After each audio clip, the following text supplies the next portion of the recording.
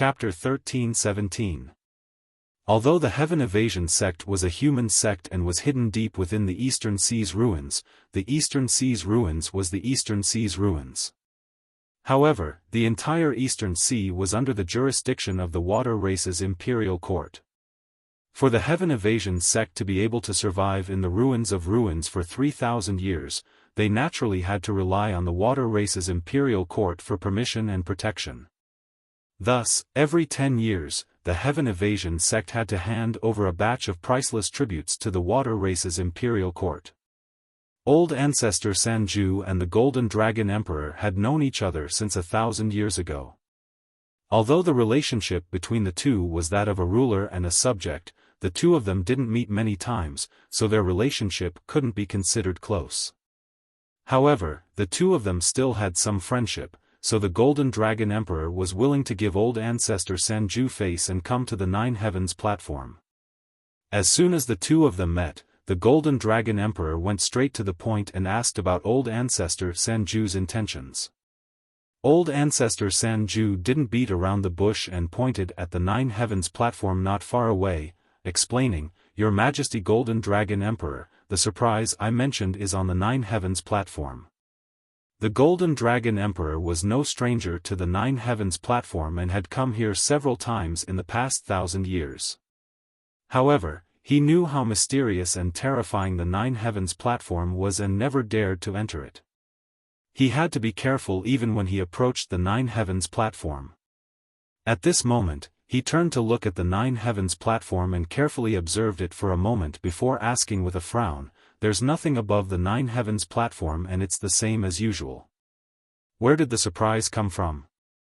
Old ancestor Sanju revealed a playful smile and stroked his beard, "Your Majesty Golden Dragon Emperor, don't be anxious and listen to my explanation. 3 months ago, a bastard snuck into our sect and started a massacre. He killed our left and right protectors and many elders and deacons. I was cultivating in seclusion when the elders knocked on my door and woke me up. Thus, I brought the sect master and worked together to hunt that bastard down. We chased him all the way here." Progenitor Sanju briefly explained what had happened to Qin Nan. Of course, he didn't reveal the reason for the battle, nor did he mention Ji Tianqing's identity and name.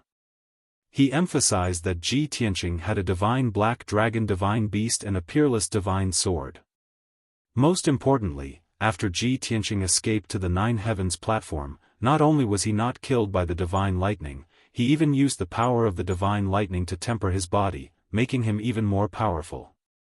Even the Golden Dragon Emperor, who was knowledgeable, was dumbstruck by Patriarch Sanju's words.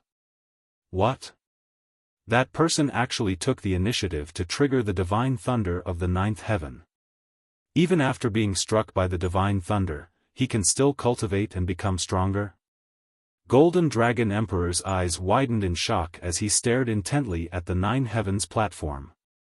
Old ancestor Sanju nodded repeatedly and added fuel to the fire, "Your Highness Dragon Emperor, that kid has a divine beast, Black Dragon, but the Dragon clan is your people.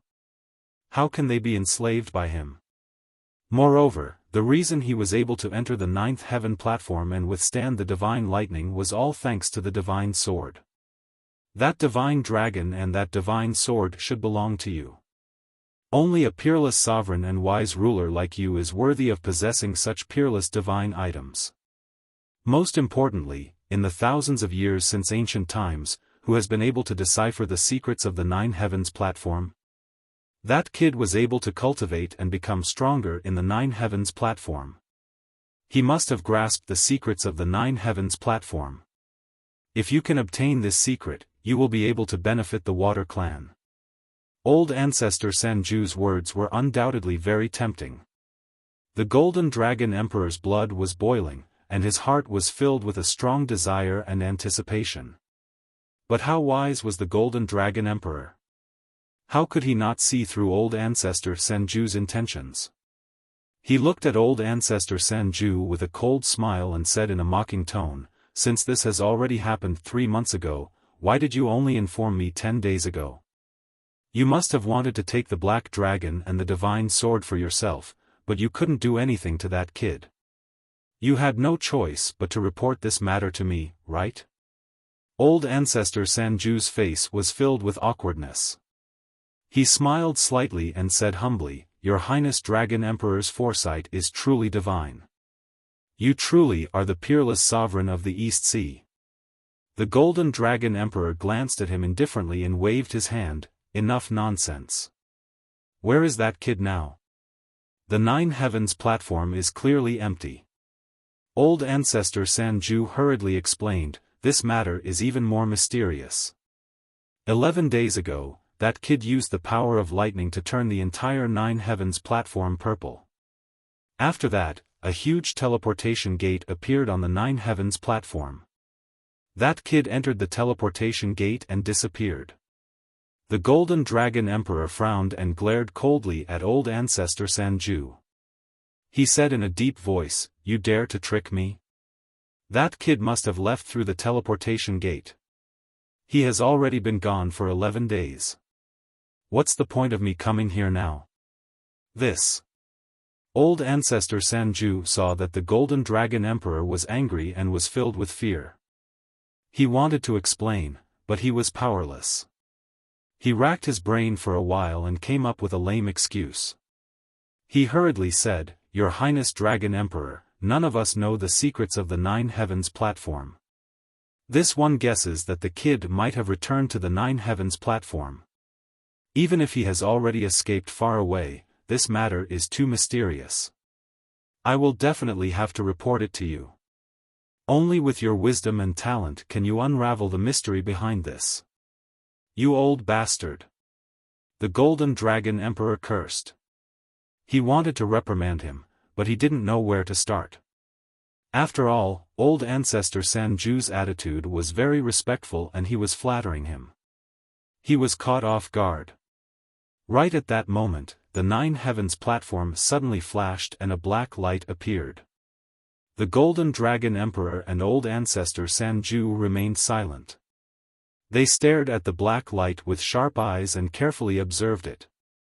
In order to see it more clearly, the Golden Dragon Emperor flew to the pitch-black mountain peak and stood at the edge of the Nine Heavens platform. Old Ancestor Sanju hurriedly followed and stood beside the Golden Dragon Emperor.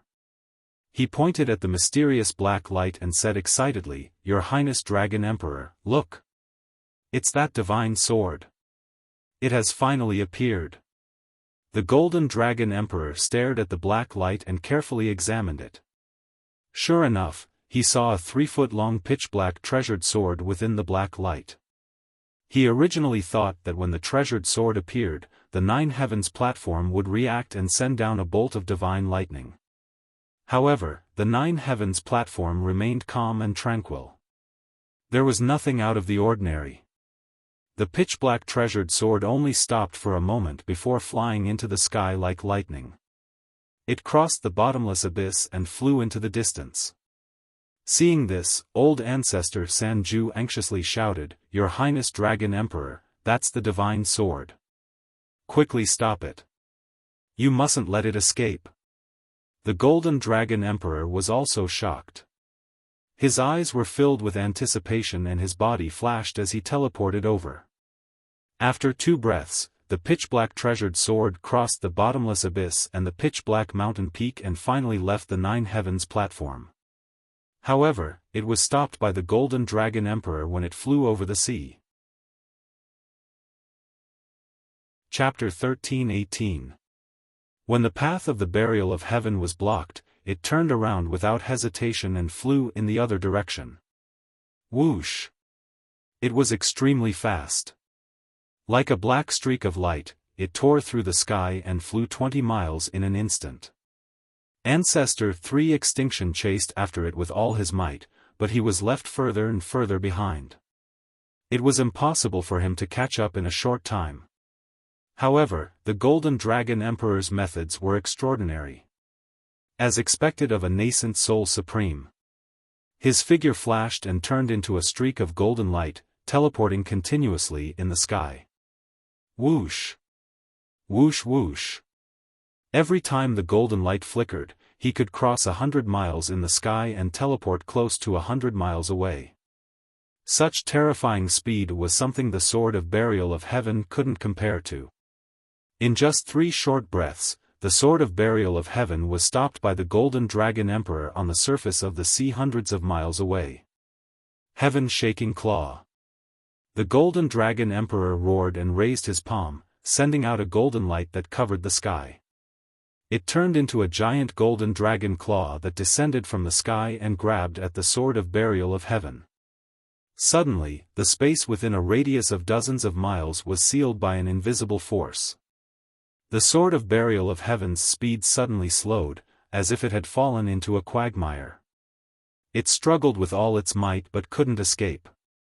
The golden dragon claw that blotted out the sky gradually closed in and was about to grab the sword of burial of heaven.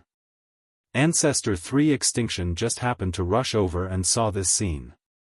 He was immediately filled with excitement and shouted emotionally, "Your Majesty Golden Dragon Emperor, that kid and the divine black dragon are hiding in the divine sword." The Golden Dragon Emperor knew what was going on and used all his strength to capture and seal the sword of burial of heaven. A moment later, the giant golden dragon claw slowly tightened and captured the sword of burial of heaven. The Golden Dragon Emperor controlled the giant dragon claw to grab the sword of burial of heaven and fly it back to him. The sword of burial of heaven struggled with all its might, but it couldn't break free from the dragon claw. It could only give up for the time being. The Golden Dragon Emperor examined the sword of burial of heaven at close range. He observed the material and patterns on the blade and felt the sword's aura. He immediately revealed a look of surprise. A peak top-grade soul weapon, a half-step divine artifact. A broken sword? Why was it a broken sword?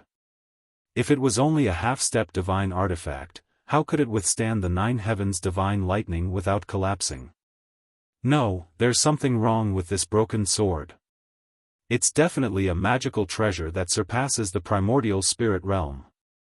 Previously, when the Golden Dragon Emperor heard Patriarch Sanju say that the sword was a divine artifact, he thought that it was a primordial spirit artifact. After all, at the Tian Xian land, primordial soul stage treasures were the top and publicly recognized divine weapons. However, he was experienced and knowledgeable. After observing the sword of burial of heaven with his own eyes, he could tell that this sword was extraordinary. It was definitely not some primordial soul-level sword. When old Ancestor 3 Absolutes heard his words, he hurriedly came over and looked at the burial of heaven with a greedy gaze. Of course, he lowered his head slightly to conceal the greed in his eyes, not daring to show it in front of the Golden Dragon Emperor.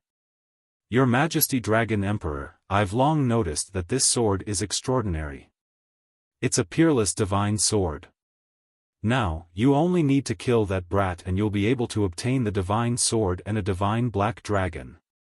As old Ancestor 3 Absolutes tempted the Golden Dragon Emperor and urged him to kill Ji Tianqing, he carefully observed the Golden Dragon Emperor's expression. Although the Golden Dragon Emperor did not understand the situation, he would not be blinded by joy. He saw through old Ancestor 3 Absolute's intentions and said indifferently, "As for how to deal with this divine sword and the black dragon, I'll decide. There's no need for you to tell me what to do. This matter ends here. I'm going to take the divine sword back to the imperial court. You can leave now." Old Ancestor 3 Absolutes was stunned and cursed in his heart, "Damn you, Golden Dragon Emperor. You're burning the bridge after crossing the river and chasing me away after obtaining the divine sword? This won't do. I have to see him kill Ji Tianqing before I can be at ease." Seeing that old Ancestor 3 Absolutes was unwilling to leave, the Golden Dragon Emperor comforted him again, "Old Ancestor 3 Absolutes, I appreciate your kindness. The Imperial Court owes you a favor. If you encounter any difficulties in the future or if your life is in danger, I promise to save your life.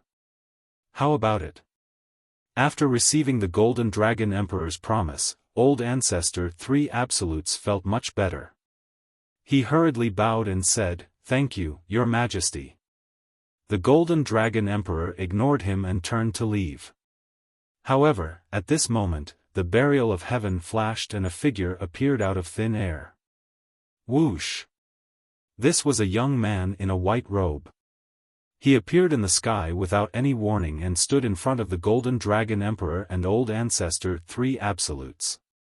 The white-robed young man was 8 feet tall and had a tall figure.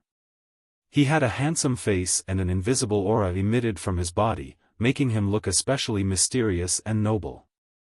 He looked at the Golden Dragon Emperor with a smile and said in a playful tone, "Your Majesty, I trust you've been well since we last met. Where are you taking me?" The Golden Dragon Emperor and Old Ancestor, 3 Absolutes, were stunned. Both of them widened their eyes and stared at the white-robed young man. Old Ancestor, 3 Absolutes, was the most agitated. His eyes were bloodshot as he gritted his teeth and shouted, "You damn bastard, you finally can't hide it anymore? It's time for you to die." The Golden Dragon Emperor was also stunned. He revealed an expression of disbelief and said, "You're Ji Tianqing. How could it be you?" Ji Tianqing looked at Old Ancestor, 3 Absolutes with a playful gaze and said to the Golden Dragon Emperor, "Of course it's me. Other than me, who else would have a black dragon and a divine sword? Other than me, who else could kill the sect master and guardian elder of the Heaven Evasion sect and make Old Ancestor, 3 Absolutes hate me to the core?" The Golden Dragon Emperor was stunned. He looked at him deeply and sighed with a complicated expression. "Yes. Other than you, the #1 monster in the world, who else would have such great ability? No wonder when I saw this divine sword, I vaguely felt a sense of déjà vu. When Old Ancestor, 3 Absolutes told me about your enmity with the Heaven Evasion sect, I should have guessed that it was you." Ji Tianqing smiled and nodded. He cupped his hands and asked, "Your Majesty Golden Dragon Emperor, can you return the treasured sword to me now?" The Golden Dragon Emperor came back to his senses and smiled awkwardly. He quickly handed the Sword of Burial of Heaven to him. "I didn't think that this was a misunderstanding. Since that's the case, this divine sword should be returned to its rightful owner." Ji Tianqing didn't hesitate and quickly took the Sword of Burial of Heaven back. Old Ancestor, 3 Absolutes stood to the side and looked at Ji Tianqing and the Golden Dragon Emperor talking cheerfully. He was dumbfounded. He looked at Ji Tianqing and then at the Golden Dragon Emperor. He said with an embarrassed expression, You know each other?" Hearing his words, the two of them turned their heads to look at him. The Golden Dragon Emperor was expressionless, but his eyes were a bit gloomy. Ji Tianqing smiled coldly and explained, "That's right. More than a year ago, I went to the Water Race Imperial Court to pay a visit to Your Majesty Golden Dragon Emperor. Moreover, the Crown Prince of the Water Race Imperial Court, Prince Tai Yi, is my sworn brother." When he heard this, Old Ancestor, 3 Absolutes' face turned pale. His eyes were filled with deep regret.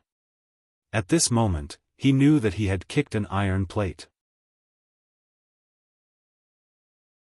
Chapter 13:19. Just as Ancestor Sanju was feeling regretful, the Golden Dragon Emperor's expression changed as he remembered something. He cupped his hands at Ji Tianqing and said sincerely, "Tianqing, when you mentioned Tai, this emperor recalled the previous matter. The demon race infiltrated the East Sea and caused a bloodbath. They slaughtered tens of millions of people and caused hundreds of millions of our people to lose their homes. Fortunately, you helped Tai quell the chaos in the East Sea and eliminate the evil demon race experts. If you hadn't appeared in time, the entire East Sea would have been in danger. The consequences would have been unimaginable. Here, this emperor represents all the people of the water race to express my deep gratitude to you." After saying that, the Golden Dragon Emperor bowed solemnly to Ji Tianqing to express his gratitude. Ji Tianqing raised his hands, indicating that the Golden Dragon Emperor could dispense with the formalities. Seeing this scene, Ancestor Sanju's expression became even more unsightly. His eyes were filled with deep shock. He never would have thought that Ji Tianqing was not only the sworn brother of the water race's crown prince, but also the imperial court of the water race owed him such a great favor. If he had known this earlier, he definitely wouldn't have reported it to the Golden Dragon Emperor. He was digging his own grave. Ancestor Sanju's intestines turned green with regret. He only wanted to turn around and run away. However, Ji Tianqing stared at him and released an invisible spiritual power to suppress him. Ancestor Sanju, you old thing, you're really despicable. You're simply despicable to the extreme. You want to steal my divine sword and black dragon, but you know that you're not strong enough, so you want to kill with a borrowed knife. You want to use His Majesty the Dragon Emperor? This is good. I'll let His Majesty personally witness how you die under my sword. As he spoke, Ji Tianqing held the Burial of Heaven sword in his hand. His entire body surged with killing intent as he prepared to attack. Ancestor Sanju's expression changed. Deep hatred surged in his eyes, and his entire body emitted a biting cold killing intent. You little bastard, you're actually the one who's the bad guy first. Since that's the case, let His Majesty the Dragon Emperor be the witness. We'll settle this grudge here. You cruelly killed our sect master, left and right protectors, and many elders. Today, I'll cut you into pieces to avenge them. Instantly, the atmosphere became tense and filled with killing intent. The sea within a radius of 100 miles was swept up by a terrifying hurricane, and huge waves of 1,000 feet were swept up. That was the impact of the collision between Ji Tianqing and Ancestor Sanju's souls. Old Ancestor 3 Absolutes knew that Ji Tianqing's strength had increased several times after being tempered by the divine lightning. However, he was an expert at the half-step essence soul realm. How could he be afraid of a junior? Of course, he couldn't, the Dragon Emperor, the Dragon Emperor. As expected, the Dragon Emperor couldn't sit still. He looked at Ji Tianqing and then at Ancestor Sanju. He immediately frowned. He stretched out his hands and gestured for the two to stop. He said in a dignified tone, Tianqing, Ancestor Sanju, I don't know about the grudge between the two of you. I won't stop you from settling your grudge. I'll also remain neutral and not help either side. However, the two of you can't die. As long as I'm here, I won't let either of you kill the other. After today, you can do whatever you want. The Dragon Emperor's attitude was very clear. Ji Tianqing and Ancestor Sanju could settle their grudge, but neither of them could be killed. If Ji Tianqing was killed, he would have let down Tai, the people of the Water Tribe, and his own conscience. If Ancestor Sanju was killed, he would have gone back on his word. He wouldn't be the emperor of the imperial court of the Water Tribe. After all, he had just promised Ancestor Sanju that he would save him if his life was in danger. After making his stance clear, he retreated far away and stood high in the sky to watch the battle. Ji Tianqing and Ancestor Sanju were stunned for a moment and frowned in dissatisfaction. If they couldn't kill each other, how could it be called settling their grudge? The two sides had already formed a blood feud. It could only end with one of them dying. Ji Tianqing frowned and thought for a moment. Suddenly, he remembered something. Previously, when he was reading the ancient books in the Heavenly Book Pavilion, he had seen an ancient secret technique that was very powerful and domineering. Thinking of that secret technique, he immediately had an idea. Even if I can't kill Ancestor Sanju, I have a way to make him suffer a fate worse than death. After making up his mind, he no longer hesitated.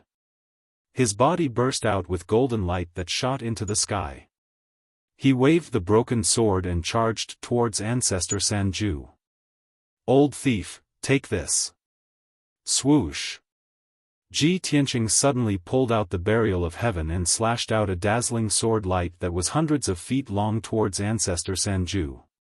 On the surface, this sword-drawing technique looked no different from before. However, the power of the sword light was 6 times stronger. Moreover, the blazing white sword light contained the power of purple lightning. Ancestor Sanju was thinking about how to resolve the hatred in his heart without killing Ji Tianqing. When the sword light attacked, he came back to his senses. His expression immediately changed and his eyes became extremely serious. Without hesitation, he waved his palms and struck out two giant golden palms to block the sword light. Bang! Bang! With two muffled sounds, the giant golden palms were shattered by the sword light. The power of the purple lightning sword light did not decrease. It struck Ancestor Sanju and sent him flying. At that moment, his magic power shield was shattered. The power of the divine lightning in the sword light turned into tens of thousands of electric arcs and drilled into his body. Lightning bolts flashed crazily, making crackling sounds. He was charred black on the spot. His body was stiff and numb. He could not use any magic power. He drew an arc in the sky and crashed into the sea below in a wretched state.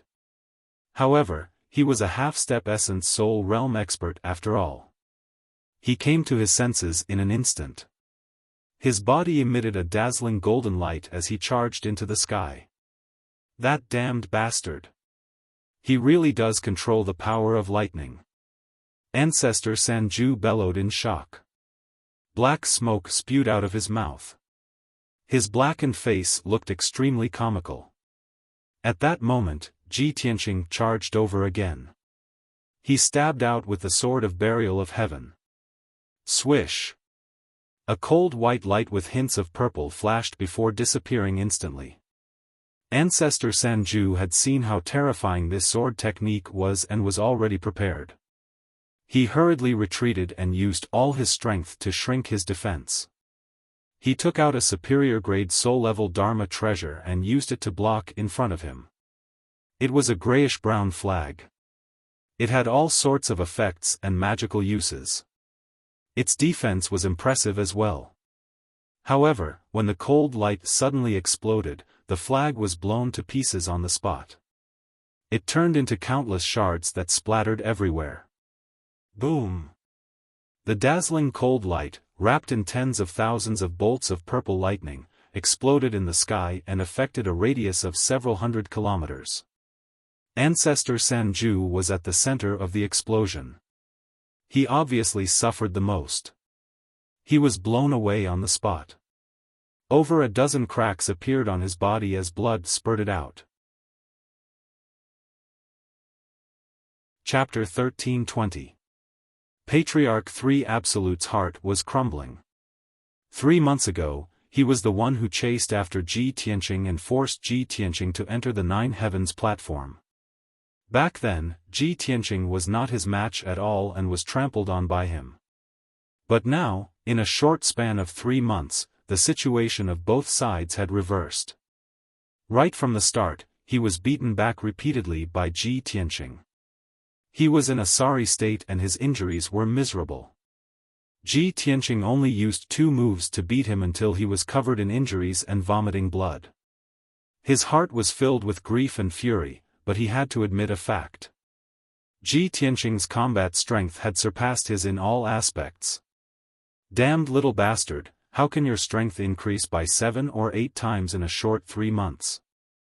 This doesn't make sense, it's impossible. Patriarch 3 Absolutes charged into the sky once more, glaring at Ji Tianqing with bloodshot eyes and roaring hysterically. His body was pitch black and emitted smoke. With a shake of his body, black ash would scatter. 5 kilometers away, Ji Tianqing stood above the sea and stared at him coldly. He sneered. Nothing is impossible. Common sense is meant to be broken. Back then, you chased me across half of the sinkhole and forced me here. Today, I'll let you have a taste of fear and despair. With that, he unleashed 100% of his strength and swung his sword fiercely towards Patriarch 3 Absolutes, who was 5 kilometers away. Sword-wielding stance. The world was shocked when the sword was unleashed, sword chi spanning 30,000 kilometers.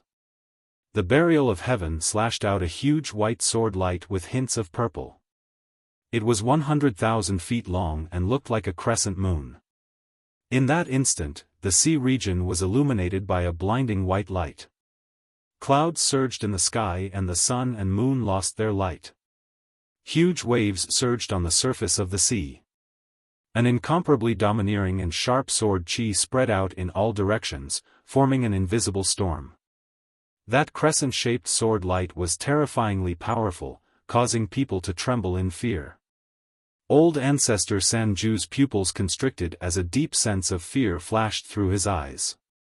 Without any hesitation, he used his secret technique to block with all his might, hoping to neutralize this sword technique. Both of his hands were forming strange hand seals, drawing arcs of golden light in the air as he condensed the seals at the fastest speed possible.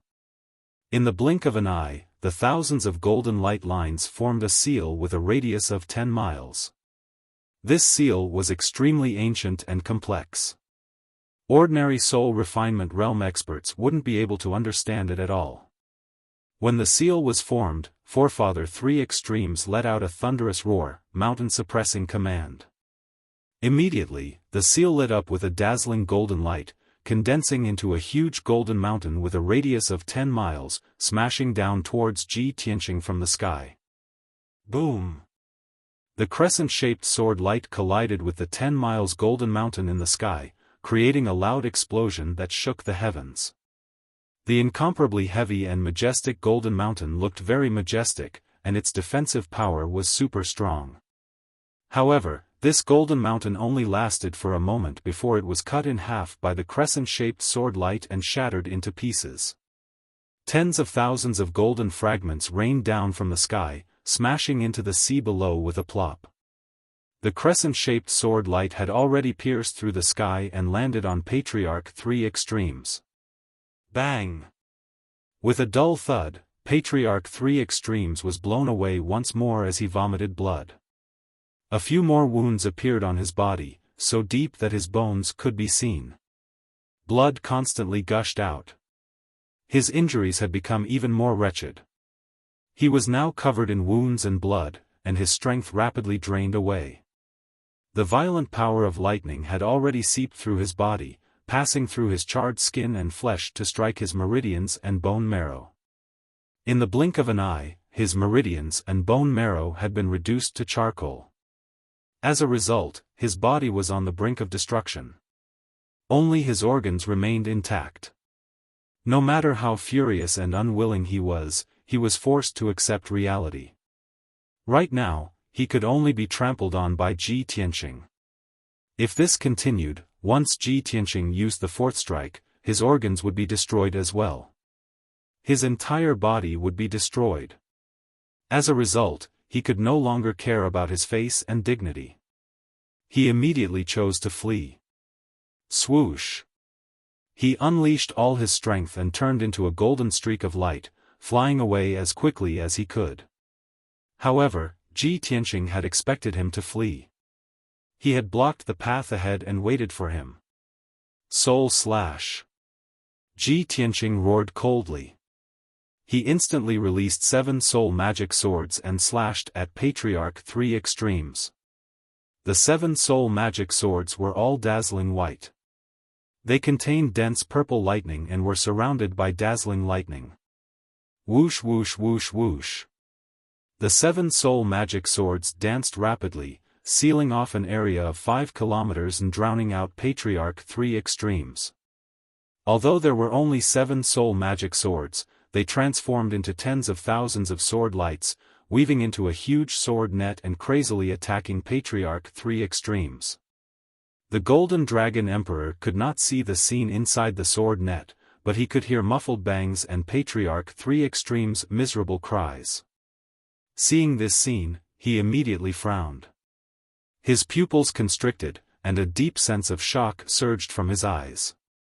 Patriarch Three Extremes has lived for 2,000 years. His strength has reached the half-step primordial soul realm. His cultivation is extremely profound and can be said to be invincible below the primordial soul realm. I really did not expect Ji Tianqing to be able to suppress him and trample on him so easily. This is too terrifying. Ji Tianqing is so young, yet he already has such a shocking strength.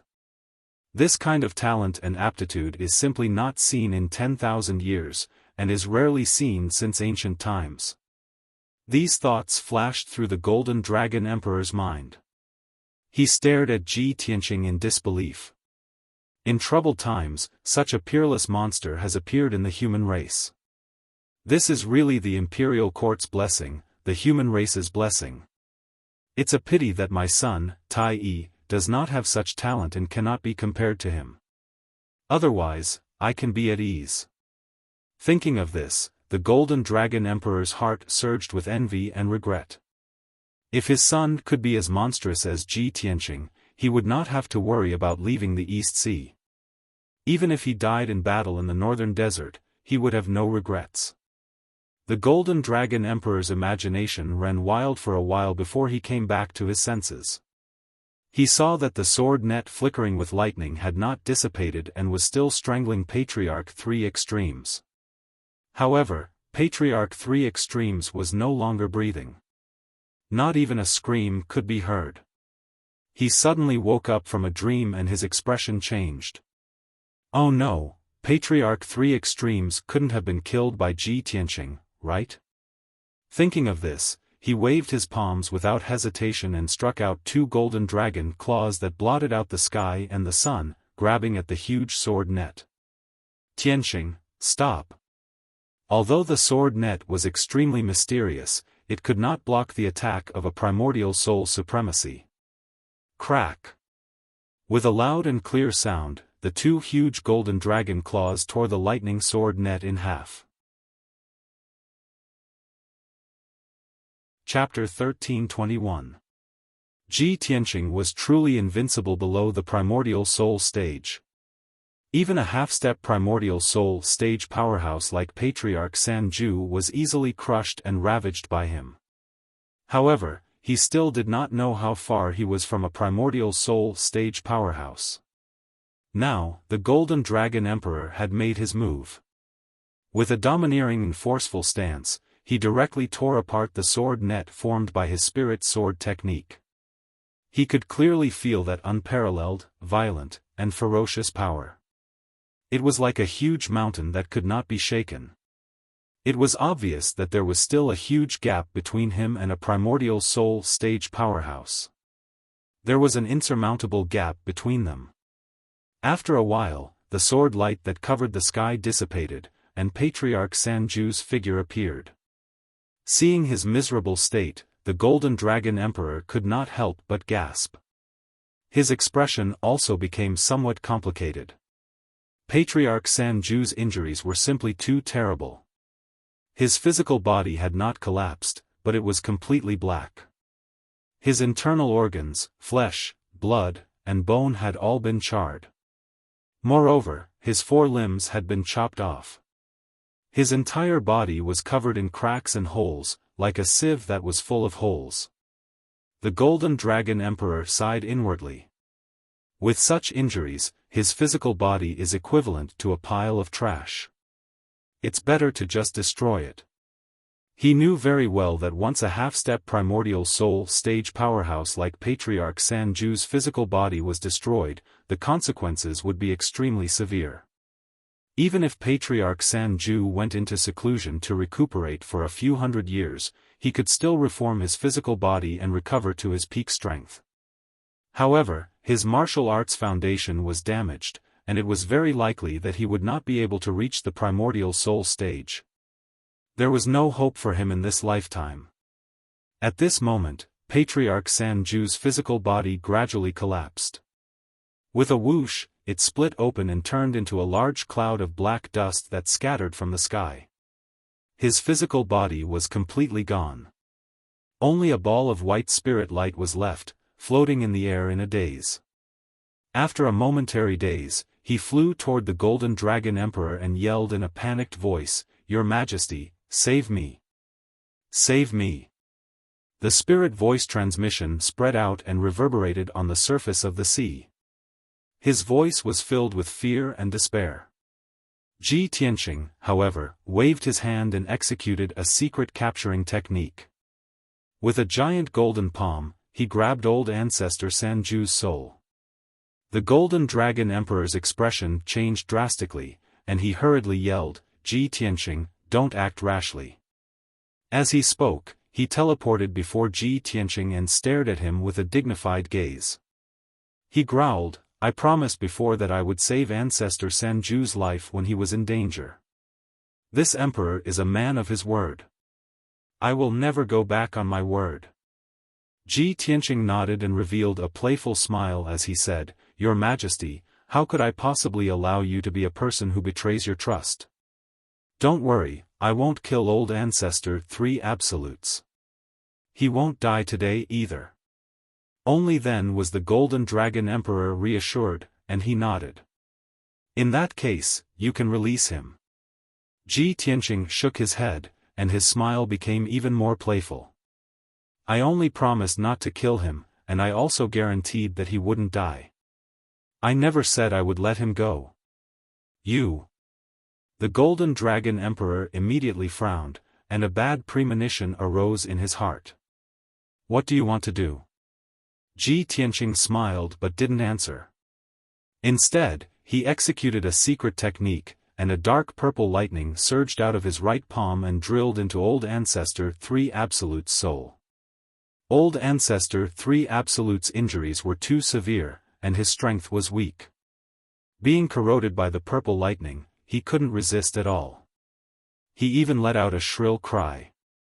Following a series of crackling sounds, old ancestor Three Absolute's soul was wrapped in lightning, and it became half white and half purple. It was very strange. His soul struggled violently for a long time before it gradually calmed down and stopped moving. The Golden Dragon Emperor was worried that old ancestor Three Absolutes had been killed by the lightning, so he hurriedly checked the aura of his soul. Only then did he discover that he had only fainted. "Ji Tianqing, what are you doing?" He frowned at Ji Tianqing and asked in confusion. Ji Tianqing held old ancestor Three Absolute's soul in his palm and explained with a smile, "Just now, I used a long-lost ancient secret technique called the Wind Thunder Soul Devouring Technique. I implanted a bolt of ninth heaven divine lightning into old ancestor Three Absolute's soul. From now on, his life and death are under my control. No matter where he escapes, as long as I willed it, that bolt of ninth heaven divine lightning will destroy his soul, and he will die completely. If he doesn't want to die, he can only listen to my orders obediently and become my servant." The Golden Dragon Emperor's pupils constricted, and a complicated expression appeared on his face. He sighed and said, "Although this method doesn't take his life, it's more ruthless than killing him." Ji Tianqing nodded and said with a calm expression, "That's right. The way to take revenge doesn't necessarily have to be to kill people. Wouldn't it be more satisfying to turn your enemy into a servant or dog that you can order around as you wish?" The Golden Dragon Emperor looked at him deeply and said in a low voice, "You're so young, but your methods are so ruthless. In the future, you'll definitely achieve great things.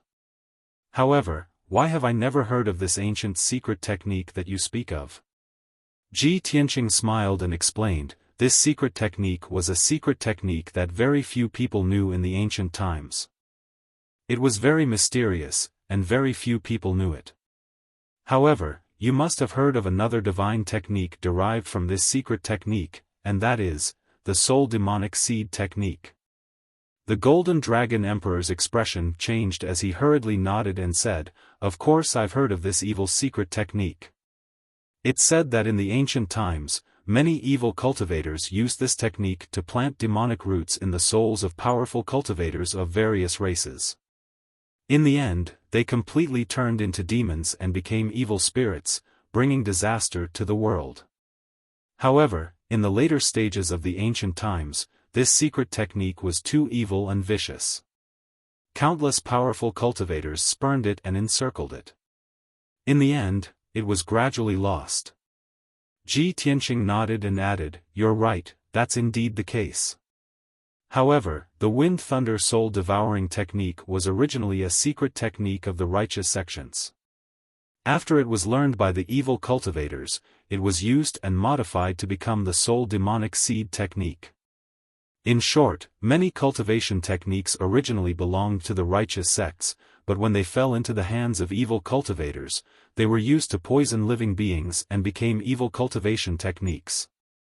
The Golden Dragon Emperor gently clapped his hands and a trace of admiration appeared in his eyes. He nodded and said, "That's right. Although you're young, you have such an understanding. You're indeed extraordinary. Today's matter is a personal grudge between you and Ancestor Sanju. As long as you don't kill him today, I won't go back on my word. As for how you deal with him, that's your own business. I won't ask about it, and I'll have a clear conscience." Ji Tianqing put away Ancestor Sanju's soul and cupped his hands to the Golden Dragon Emperor. "Many thanks for your Majesty's help. Since that's the case, this junior will take his leave." The Golden Dragon Emperor smiled and nodded. Now that the demon race is wreaking havoc in the human world, the world is in chaos. I'm sure you have an important task to attend to, so I won't invite you to the Dragon Palace as a guest. However, I'll remember the kindness you've shown my clan and will definitely return the favor in the future. Chapter 1322. Ji Tianqing rode on the little black dragon, flying high in the sky as fast as lightning. In just 10 short days, he left Ruin's End. He crossed the vast East China Sea and hurried back to the central plain. Along the way, he sat on the back of the black dragon as he silently thought about some things. It had already been over half a year since he and Yunyao left the central plain in search of the Neptunian god orb. In that half a year, he and Yunyao had faced countless dangers. They had almost lost their lives many times. However, they had made it through and even profited from the disaster. They had obtained many treasures, and their strength had increased drastically. Now, Yunyao was still in seclusion in the world within the sword. She was busy refining the Neptunian god orb. After all, she was refining the orb by herself. Her experience was still rather shallow, so it would take her a very long time. However, Ji Tianqing believed that her strength would definitely skyrocket once she refined the orb. Qian Yu was also in the world within the sword. She had always been cultivating in seclusion. Ever since she underwent the heavenly tribulation and reached soul refinement, the innate talent and potential of the heavenly fox bloodline had been completely unleashed. The progress of its strength could be said to be changing with each passing day, rising with the tide, so fast that it made people speechless. Yunyao, the little black dragon, and Qian Yu were all rapidly becoming stronger. To Ji Tianqing, this was something worth rejoicing over. He also felt happy for them. However, he remained calm along the way.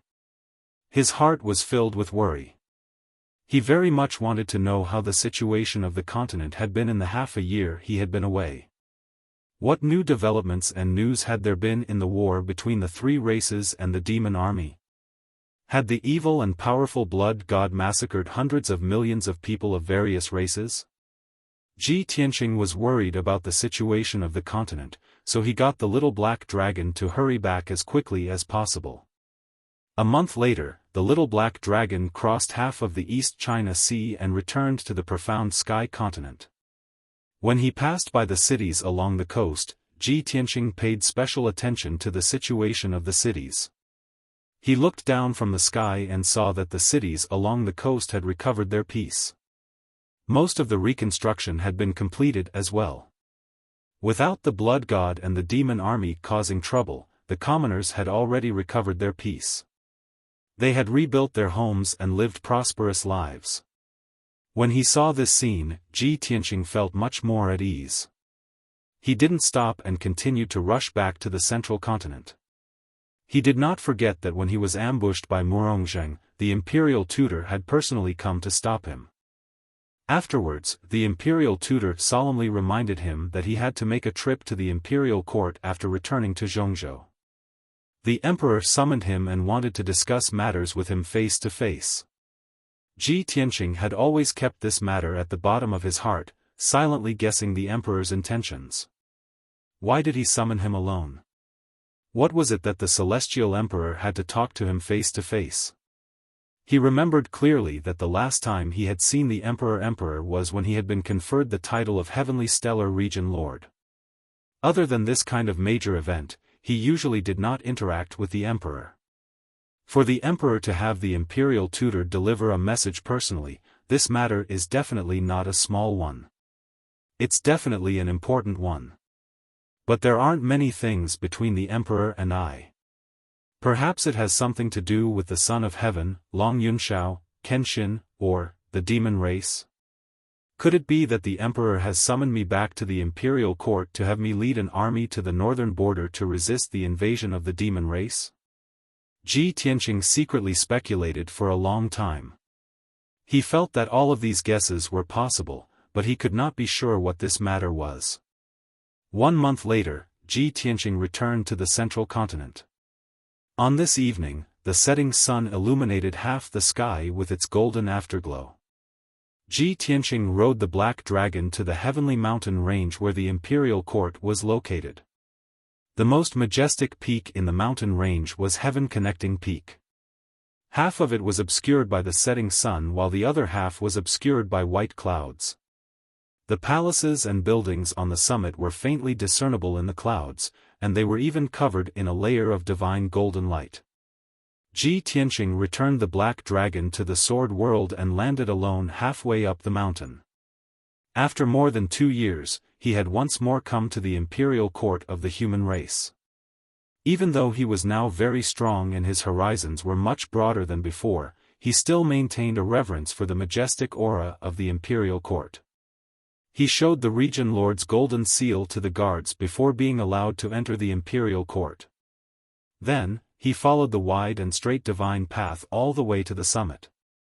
Not long after, he arrived at the summit and explained his purpose to the guards guarding the imperial court. The guard commander did not dare to delay. He hurriedly led him across the square and into the palace of heaven and earth. The sacred and dignified palace of heaven and earth was full of hidden sentries. The defense was very tight. The guard commander led Ji Tianqing to the imperial emperor's imperial study. He bowed and took his leave. Ji Tianqing tidied up his appearance before reporting in a loud voice, "Region Lord Ji Tianqing of Tianjin has an audience with His Majesty the Imperial Emperor." In the spacious, bright, exquisite, and elegant study. A wisp of sunset passed through the window and shone on the jade floor, bringing a trace of warmth to the solemn and dignified study. There were several thick piles of memorials and official documents on the large purple jade table with dragon patterns. A simple and mysterious bronze incense burner was emitting green smoke in spirals. It emitted the fragrance of purple wood and jade sandalwood, making one's soul feel refreshed. The Imperial Emperor, who was wearing a golden dragon robe and a purple gold dragon jade crown, was sitting in front of the purple jade table. He was holding a memorial in his hand and frowning in deep thought. His body was tall and his appearance was dignified. Between his brows, there was a righteous aura that could accommodate heaven and earth. Suddenly, he heard a voice outside the study. His thoughts were immediately interrupted and he put down the memorial in his hand. Ji Tianqing? Why did this brat take so long to come back? The Imperial Emperor muttered in a low voice. He frowned slightly and seemed to be a little dissatisfied. But his brows quickly relaxed and his expression returned to normal. He said in a low and dignified voice, "Come in." Ji Tianqing, who was waiting outside, heard the Imperial Emperor's voice and pushed the door open to enter. He walked to the middle of the study and stood still. He bowed solemnly and paid his respects to the Imperial Emperor. Subordinate Ji Tianqing pays his respects to the Imperial Emperor. The Imperial Emperor did not answer immediately. He looked at him calmly and sized him up with a deep gaze. In just a moment, the Imperial Emperor saw the changes in him. He was completely different from 2 years ago. Not only was his aura stronger, but he also had the confidence and dominance of an expert. There was also a vast and mysterious aura. Moreover, the imperial emperor could clearly see that his strength had reached the 7th level of the spirit refinement realm. His dermic powers and divine spirit aura were comparable to a half-step essence soul realm cultivator. The imperial emperor was used to seeing great storms in his life. His temperament was like a deep well, calm and unperturbed. But now that he saw such a huge change in Ji Tianqing, his eyes widened. His eyes shone brightly and his face was filled with surprise. "You brat!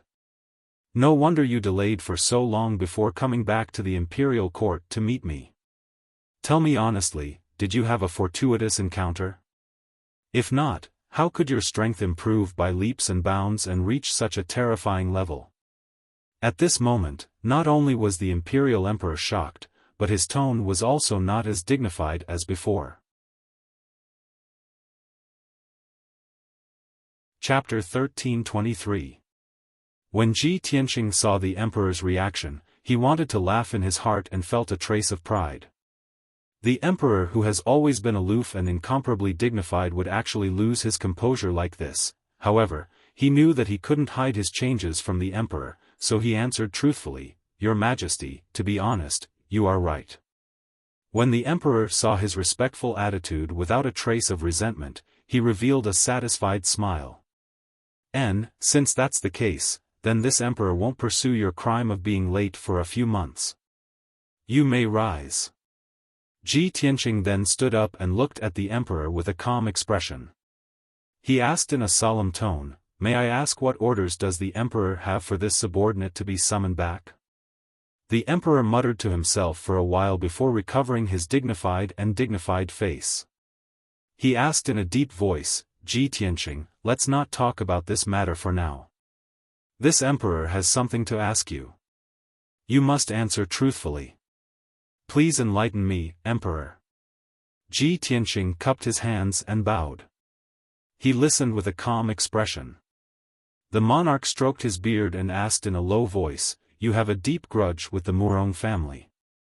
Murongzheng tried to kill you on the way and you were about to kill him to avenge yourself. However, this emperor sent the imperial tutor to stop you and prevent you from taking revenge. Have you ever resented this emperor in your heart?" Ji Tianqing was startled. He never thought that the emperor would ask him this question. Could it be that the emperor sensed my dissatisfaction and was afraid that I would be disloyal, so he tested me in person? This thought flashed through his mind and he immediately became alert. He quickly answered, "Your Majesty, you are the emperor of my clan, the leader of millions of people. This subordinate is your subject. Of course, I have to follow your orders. How could I dare to complain?" However, the emperor didn't listen to his dignified words. He stared at him with a sharp gaze and asked, "You don't dare, or you don't?" After saying that, he added another sentence, "Think carefully before you answer. This emperor wants to hear the truth. If you have half a lie, you won't be able to hide it from this emperor." Ji Tianqing was even more confused. He did not know what the emperor's intentions were. However, he could sense that the monarch's soul energy was enveloping him, as if he could see through his heart. He knew that he couldn't hide it from the emperor, so he didn't try to explain himself and answered truthfully, reporting to the emperor, "This subordinate did have some complaints at first and was very unwilling. However, after the imperial tutor explained to this subordinate understood your difficulties and intentions. Naturally, the resentment in my heart dissipated. Even when this subordinate caused a huge disturbance in the central state, you didn't pursue the matter. Even if it caused the people to criticize me, you still wanted to protect this subordinate. After careful consideration, I understand that you naturally have your reasons and arrangements for doing so." The imperial emperor had been silent all this time. He stared at him, observing the changes in his expression and the fluctuations of his divine soul. After he finished speaking, the emperor concluded that he was not lying. Only then did his expression soften. "That's right. Tianqing, it's naturally for the best that you can understand this emperor's intentions. Now, there's only you and this emperor in this study. Since you can tell this emperor the truth, it proves that this emperor can still trust you and can still entrust you with important tasks. When Ji Tianqing heard this, he knew that the emperor was just throwing a brick to attract jade. The main topic was about to come. He cupped his hands and took the initiative to say, as the Tianshan region lord, this subordinate should serve the people. If the emperor has any important tasks, please tell me. This subordinate will go through water and tread on fire without hesitation. The emperor glanced at him and said with a playful tone, "Don't be so full of yourself. If this emperor gives you an important task now and asks you to go to the northern border alone to kill thousands of demons and protect the peace of our people, would you still dare to agree?" Ji Tianqing slowly raised his head and looked directly at the emperor. His gaze was firm and unyielding. His voice was sonorous as he said a word. "I dare." The emperor was stunned for a moment. Then, he raised his eyebrows and revealed a playful smile. "You brat, I'm afraid you've had an amazing adventure. You're so confident and ambitious." Ji Tianqing shook his head and said in a serious tone, "Your Highness, this has nothing to do with the adventure I've had. Even without your order, I will go to the battlefield and kill the demons. I'm not a saint, nor am I the ruler of a clan. I don't dare to dream of saving hundreds of millions of people. But this subordinate has a blood feud with the demons. I will never let them go." The emperor looked at him deeply and nodded solemnly, saying, "Good. Very good. Tianqing, I'm very pleased that you're so determined. However, the important task I'm going to give you today is not for you to go to the battlefield to kill the demons. You're the number one genius of our clan, the most powerful person in the past 1,000 years. It's a waste to let you go to the battlefield to fight." Ji Tianqing's expression changed. He frowned slightly and asked, "May I ask what you want me to do, Emperor?" "Go to a place and get an item." The emperor showed a serious and solemn expression and said in a vigorous tone, "A clan protection divine weapon." "Get a clan protection divine weapon?"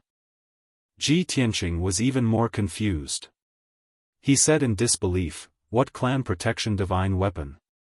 How do I get it?" The emperor raised his hand and signaled him not to be anxious. He said in a neither fast nor slow tone, "Regarding this matter, I'll first tell you a story from the past.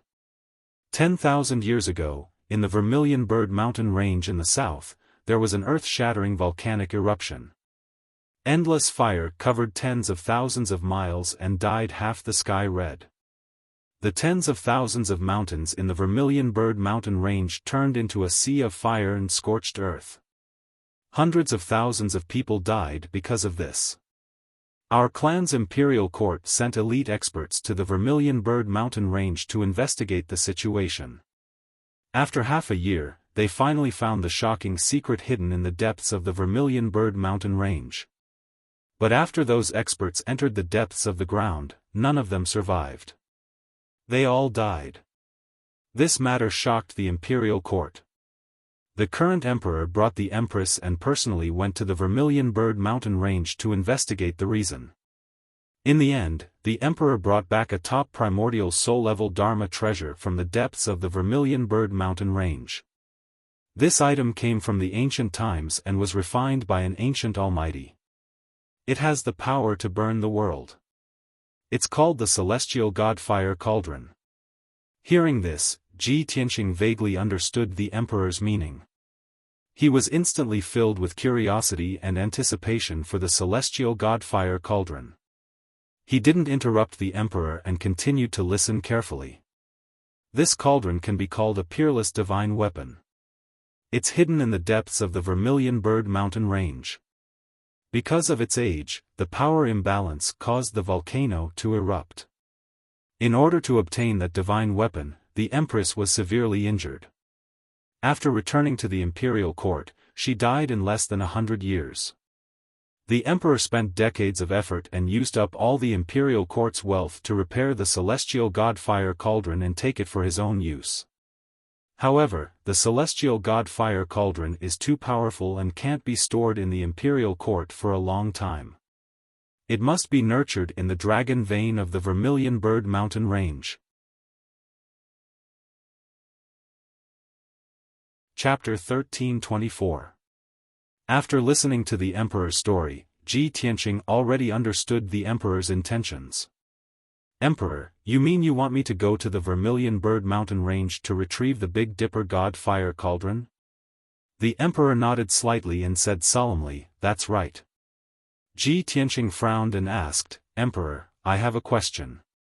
The Big Dipper God Fire Cauldron has been stored in the Vermilion Bird Mountain Range since 10,000 years ago.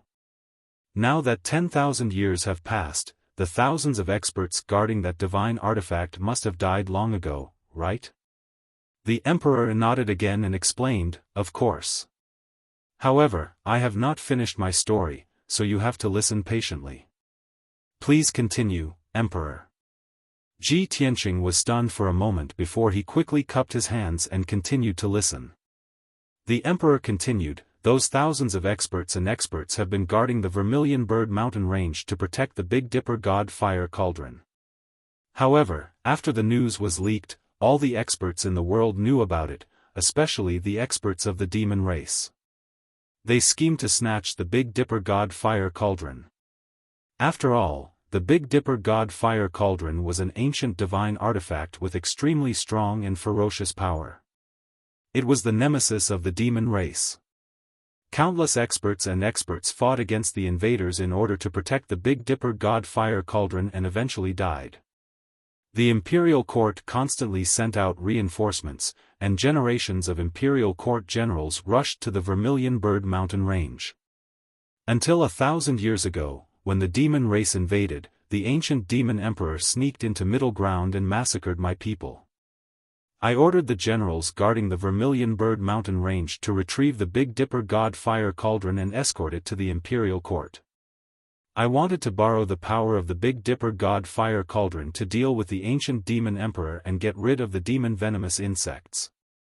However, hundreds of generals and experts were intercepted by several demon marshals while escorting the Big Dipper God Fire Cauldron, and almost all of them died. Fortunately, I arrived in time to protect the Big Dipper God Fire Cauldron and used the power of the Big Dipper God Fire Cauldron to kill several demon marshals and suppress the demon venomous insects.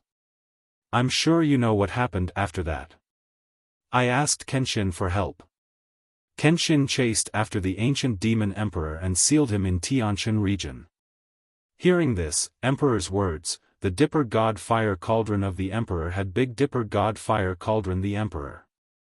And he continued to listen to the emperor's Dipper God Cauldron, the general's guards to the Big Dipper all the Dipper mountain ranges Dipper the Big God Cauldron. On Big S Dipper God Dipper God. All of the guards have been sacrificed, so I sent a few of my trusted subordinates to be stationed in the Vermilion Bird Mountain Range. In order to deceive the public, and in consideration of the long term, I ordered them to create a sect that will forever guard Sunless Peak and protect the heavenly Dipper God Fire Cauldron for generations. Now, 1,000 years had passed. That sect was living in seclusion, and it was secretly reproducing and developing. It had already become a powerful force under the imperial court. The sect master has changed twice, but the secret of the Big Dipper God Fire Cauldron is no longer known to the world, becoming an unsolved mystery. Ji Tianqing was surprised when he heard this. He nodded and praised, Emperor, you are indeed meticulous. You plan ahead. This method is really unexpected. If a large number of generals are stationed at the Big Dipper God Fire Cauldron, everyone in the world knows that it is where the Big Dipper God Fire Cauldron is. But if it is a hidden sect, it can deceive people and successfully protect the secret of the Big Dipper God Fire Cauldron. The emperor revealed a gratified smile and nodded. That's right. The Big Dipper God Fire Cauldron is the imperial court's clan guarding divine artifact. It can suppress the demon race and protect our people. how can it be lost? I have already inherited the Imperial Court's clan guarding divine artifact, the human sovereign sword. I can no longer sacrifice my divine soul to the Big Dipper God Fire Cauldron and refine it into a life-guarding divine artifact. I have long planned to bestow the Big Dipper God Fire Cauldron to Yun Xiao after he reaches the soul refinement realm and let him control this divine artifact. It's just that at present, the fiend race army is sweeping the world once more, wantonly attacking the various races. Troubled times have already arrived. The situation is urgent, time waits for no one. This emperor must take out the Big Dipper God Fire Cauldron as soon as possible and entrust it to a suitable person. Only then can it unleash a greater effect. Therefore, this emperor deliberated for a long time and finally decided to entrust this clan-guarding divine artifact to you. Let you wield the Big Dipper God Fire Cauldron and resist the fiend race's invasion. But, you have to personally head to the Vermilion Bird Mountain Range's Sunless Peak and personally take out the Big Dipper God Fire Cauldron. Only then can you obtain the divine cauldron's recognition. Ji Tianqing finally understood everything and knew the whole story. I didn't expect that I unintentionally snatched the divine artifact that should have belonged to Long Yunxiao again. If this guy knew, he wouldn't bear a grudge against me, right? This thought flashed across in his mind, and he could not resist somewhat wanting to laugh. But this matter was the emperor's decision. He naturally had to abide by the decree. Even if Long Yunxiao had any complaints, he could only blame it on the emperor and not on him. Collecting his thoughts, he bowed with a solemn expression and cupped his hands to the emperor. Thank you, Emperor, for bestowing me with the Big Dipper God Fire Cauldron. If I wield the Big Dipper God Fire Cauldron, I will definitely protect my people and territory with my life and fight the fiend race to the end.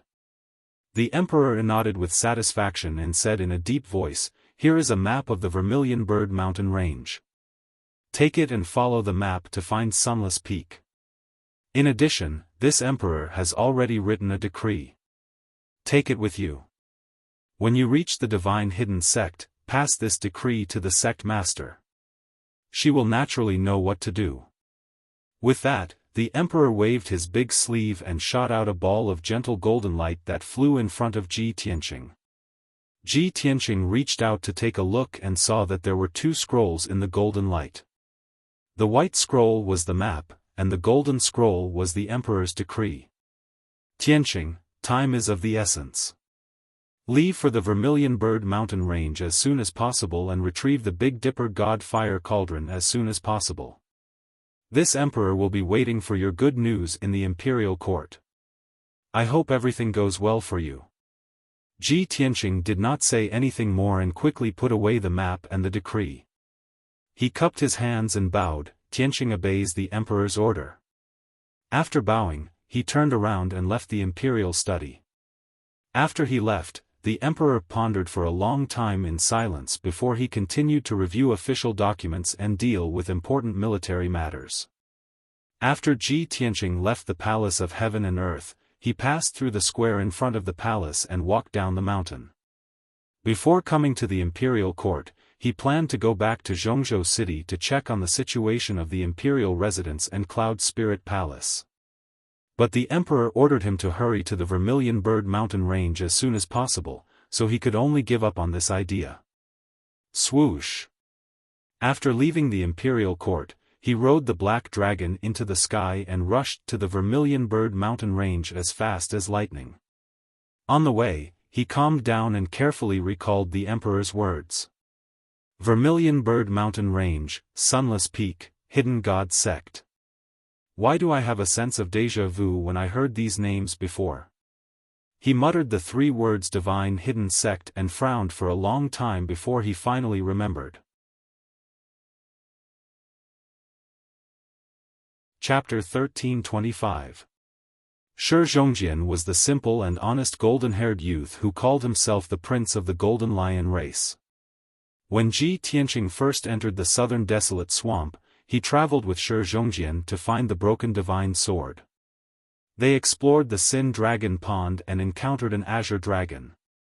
They even went through the rainbow forest and were ambushed by the spiritual insects race.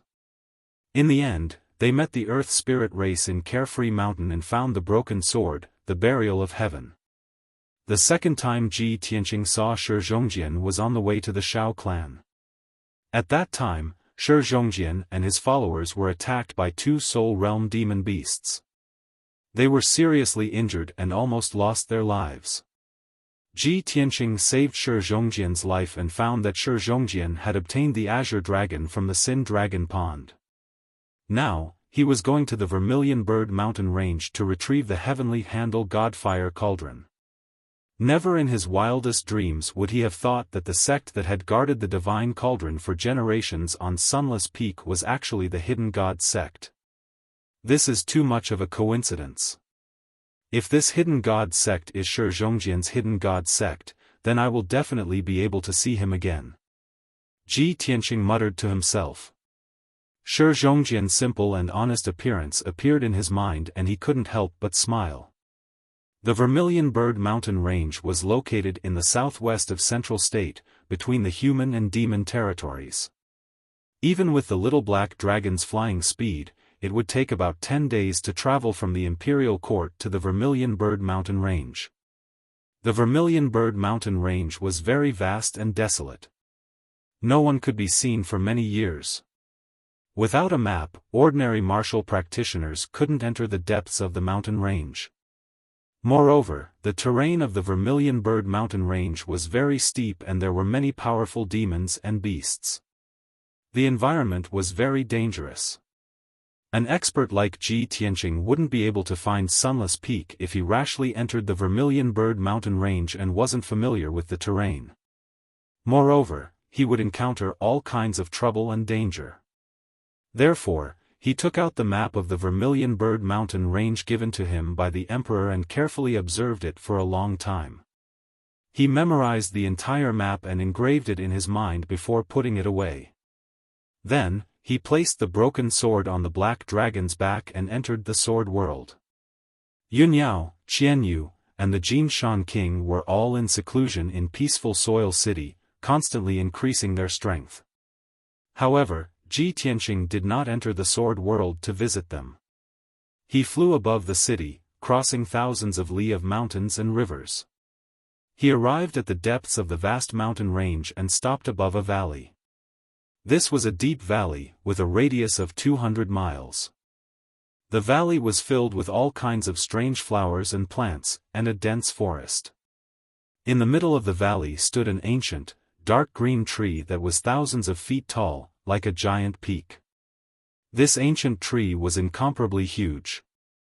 It was at least 300 feet thick. At first glance, one could tell that it was a spirit tree that had lived for thousands of years. Hundreds of thousands of branches extended from the treetop that was thousands of feet tall, and it was covered with green and translucent leaves. The vast canopy of the trees covered the entire valley within a radius of 200 miles. This astonishingly huge ancient tree was actually the family treasure of the Duanmu family. It was a high-grade soul-level magic treasure, the Azure Light Treasure Tree. Ever since Ji Tianqing killed Duanmu Huang and obtained the Azure Light Treasure Tree, he rarely used this magic treasure. He only used it for healing. As his strength increased, the chances of him using the Azure Light Treasure Tree became fewer and fewer. But now, the Azure Light Treasure Tree had a new use and effect. Because it had become Forefather Sanju's main body. More than a month ago, Ji Tianqing used the Wind Thunder Soul Devouring technique to control Forefather Sanju's soul, turning him into a slave. Unfortunately, Forefather Sanju's physical body had been destroyed, and only his soul was left. He could not unleash much power. If Forefather Sanju went into seclusion to recuperate and reform his physical body, it would take at least a few hundred years. This was obviously not realistic. Therefore, Ji Tianqing had a sudden idea to merge Forefather Sanju's soul with the Azure Light Treasure Tree. This way, Forefather Sanju would be able to possess his main body and recover his strength in a short period of time. Moreover, he would be able to unleash the power of the Azure Light Treasure Tree and possess powerful healing and recovery abilities. Once this method succeeded, Ji Tianqing would have a powerful slave with powerful healing abilities. Ji Tianqing stood in the sky above the valley and stared at the Azure Light Treasure Tree for a while before seeing the result. After more than a month of seclusion, Forefather Sanju had successfully merged with the Azure Light Treasure Tree. Now, the Azure Light Treasure Tree was Forefather Sanju, and Forefather Sanju was the Treasure Tree. The two had merged into one, complementing each other and becoming stronger. Seeing this, Ji Tianqing revealed a gratified expression and asked, "Forefather Sanju, how is your cultivation going?" Forefather Sanju was cultivating, trying his best to increase his strength. Suddenly hearing Ji Tianqing's voice, the entire treasure tree trembled, and the thousands of branches rustled. Then, Forefather Sanju's voice came from the treasure tree, and his tone was filled with respect and fear as he said, "Master, I have successfully merged with the treasure tree and recovered 80% of my strength. This old servant kneels and thanks Master for not killing me. Thank you Master for bestowing this old servant with the green light treasure tree as my body, allowing this old servant to benefit from this disaster and obtain a new life." Ji Tianqing was very satisfied with Forefather Sanju's reaction, and asked despite knowing the answer, "You were originally a half-step immortal soul stage expert, able to call yourself an ancestor overseas and live a carefree life. Now that you have become my slave, not only do you not have any complaints, you even want to thank me? Why is that?" The treasured tree gently swayed its branches, bowed down and made a respectful gesture, and answered, "Master, this old servant had eyes but failed to see. I dared to provoke you, so I deserve to die. Master only needs a single thought to completely destroy this old servant. However, Master is benevolent and spared my life. This is a great favor. I'm still alive now, and with the Azure Light Treasure Tree as my body, I have a lifespan of tens of thousands of years. This is something I didn't dare to imagine in the past. Furthermore, Master, you are the #1 genius in the world. In the future, you will definitely be able to transcend the cage and enter the martial Tao's divine realm. I can follow you and serve you. In the future, I will have the chance to see a wider world. This is my lifelong dream, it is precisely because of this that I am grateful to you." The corners of Ji Tianqing's mouth curled up as he said in a playful tone, "Forefather Sanju, there's no need to pretend with me. I won't fall for it. To tell you the truth, no matter how much you hate me, it's useless. Don't think that you can make me lower my guard by pretending to be loyal and obedient.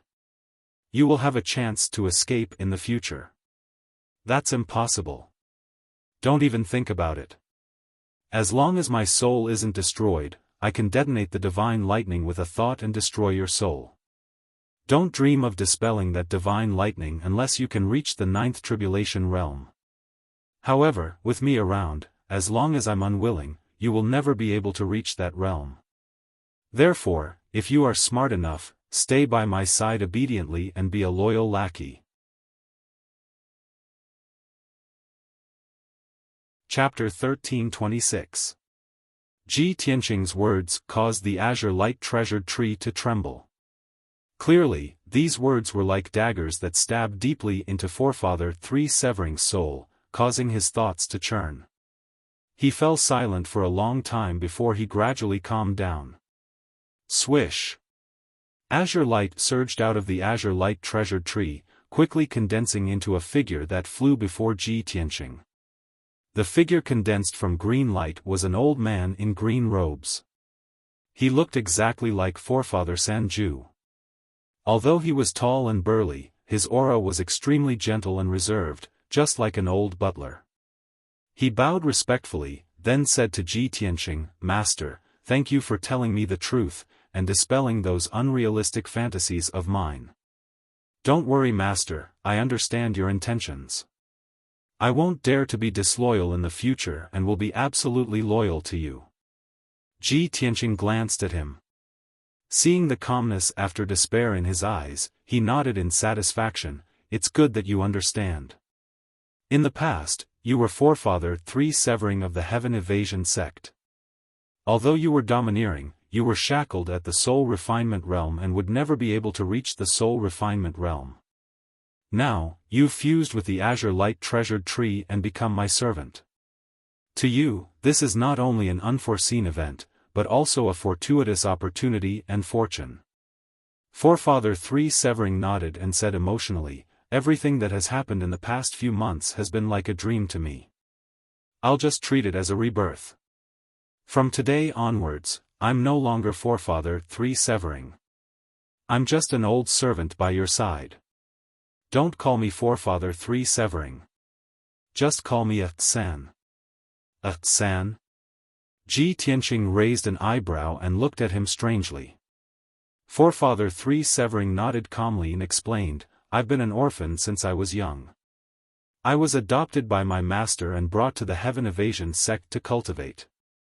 After I became famous, I called myself Swordsman 3 severing. 1,000 years later, I became Forefather 3 severing. Ji Tianqing waved his hand, indicating that he didn't need to say anything more. Okay, then I'll call you Asan from now on. You can recuperate here. I'll call you when I need you. With that, he turned around and left. Farewell, Master. Forefather 3 absolutes stood in the air above the valley and bowed respectfully, sending him off with his eyes. In the blink of an eye, 10 days had passed. That evening, Ji Tianqing entered the depths of the Vermilion Bird mountain range and arrived at Sunless Peak. Looking down from high up in the sky, one could only see steep and lofty mountain ranges all around them. There was no end to them. A few enormous and majestic mountain ranges lay quietly on the ground like enormous dark brown dragons, bathing in the light of the setting sun. In the mountain range, there were many towering peaks that were thousands of feet tall, emitting an ancient aura. Ji Tianqing didn't know how long this mountain range had existed. However, judging from the degree of weathering of the rocks in the mountain range, at least tens of thousands of years had passed. The strange thing was that the temperature in the Vermilion Bird mountain range was very high. The closer one got to the depths of the mountain range, the hotter the air became. Especially near Sunless Peak, the air fluctuated invisibly, emitting a terrifyingly high temperature. Cultivators below the Sky Origin realm couldn't stay in this area at all. If they stayed any longer, they would be roasted into charcoal. Of course, the mountain range in all directions was barren, and not a drop of water could be seen. All the mountain ranges and the ground were charred black. There were even dark red lava flowing in some low-lying valleys. There were also many mountain peaks that were emitting black smoke, and one could vaguely see flames flickering. Before Ji Tianqing came, the emperor had briefly introduced that there was a huge volcano hidden in the center of the Vermilion Bird mountain range. Under Sunless Peak, there was a vast sea of lava hidden deep underground. Ji Tianqing didn't know why this mountain range was called the Vermilion Bird mountain range. However, he knew that this was a world of fire, and the surrounding mountains were all called Flaming Mountains. Among the many mountain peaks, there was one that was the most majestic and tall. It was the Sunless Peak in front of him. It was 2,000 feet tall, covered an area of 400 miles, and was indomitable. There were no buildings at the foot of the mountain, and it didn't have a plaza like ordinary sections. It was surrounded by deep valleys and mountain streams, and there was only a mountain gate at the waist of the mountain. The mountain gate wasn't big, only 10 feet tall and 10 feet wide. It looked small and low-key. However, there was a stone tablet beside the mountain gate that was engraved with the words, Hidden God Sect, in dark gold. The writing was like dragons and snakes, and it was majestic. Behind the mountain gate, there was a 5-step wide black stone staircase that zigzagged and extended to the peak of the mountain. On the peak of the mountain, there was a flat land with a radius of a few dozen miles. There were a dozen palaces and courtyards, and they were all very simple and unadorned. Looking from afar, those palaces and courtyards didn't look splendid and dazzling, and they didn't have a sacred and honorable aura. In general, the Hidden Gods sect looked very low-key, simple, and weathered, just like an ordinary second-rate sect, and not like a grand and magnificent top sect. Ji Tianqing looked at Sunless Peak from top to bottom and saw some clues. He revealed a playful smile. The Hidden Gods sect hid so deeply and kept such a low profile. It is indeed a wise move. Even if the experts of the various races are looking for the divine cauldron, they wouldn't care about the Hidden Gods sect, and they wouldn't associate the divine cauldron with this ordinary sect. He secretly admired the people of the Hidden Gods sect for their wisdom and forbearance. Swish! He put the little black dragon into the sword world and descended from the sky, landing outside the mountain gate at the waist of the mountain. Then, a green light flashed beside him, and an old man wearing a green robe appeared. It was Old Ancestor Sanju. Old Ancestor Sanju obediently followed behind him and walked towards the mountain gate of the Hidden Gods sect. It was empty outside the mountain gate, and there was even a layer of dust on the ground. When Ji Tianqing walked to the foot of the mountain gate, a sloppy old man wearing a grey robe and carrying a wine gourd walked out of a stone house at the side. This old man's body was stooped, and his long hair was messy and tangled. His grey robe was also greasy and tattered. He carried a green-skinned gourd in his hand, and his whole body reeked of alcohol. His nose was also red, and he looked exactly like an old drunkard. "Hey! Kid, stop right there." The old drunkard carried the wine gourd, and his figure flashed in front of Ji Tianqing, blocking his way. His footsteps were a little staggered, and his body swayed as he walked a few steps. He sized up Ji Tianqing with his eyes, and then shouted, "Kid, what are you doing? Why are you trespassing on Sunless Peak?" Without waiting for Ji Tianqing to speak, Old Ancestor Sanju took 2 steps forward and shouted with a dignified voice, "Impudent! You sloppy old drunkard, how dare you be disrespectful to my master? My master is the Honorable Heavenly Stellar Region Lord, and he came to the Hidden Gods sect on the orders of the human race's emperor to discuss important matters. Why aren't you moving out of the way? If you delay the important matters, how can you bear the responsibility?" Old Ancestor Sanju's voice was stern, and as he spoke, he released an invisible divine soul aura that suppressed the old drunkard. If it was an ordinary person, they would have been scared out of their wits and knelt down to greet him. But that old drunkard only quivered, and immediately sobered up, his eyes becoming deep and bright.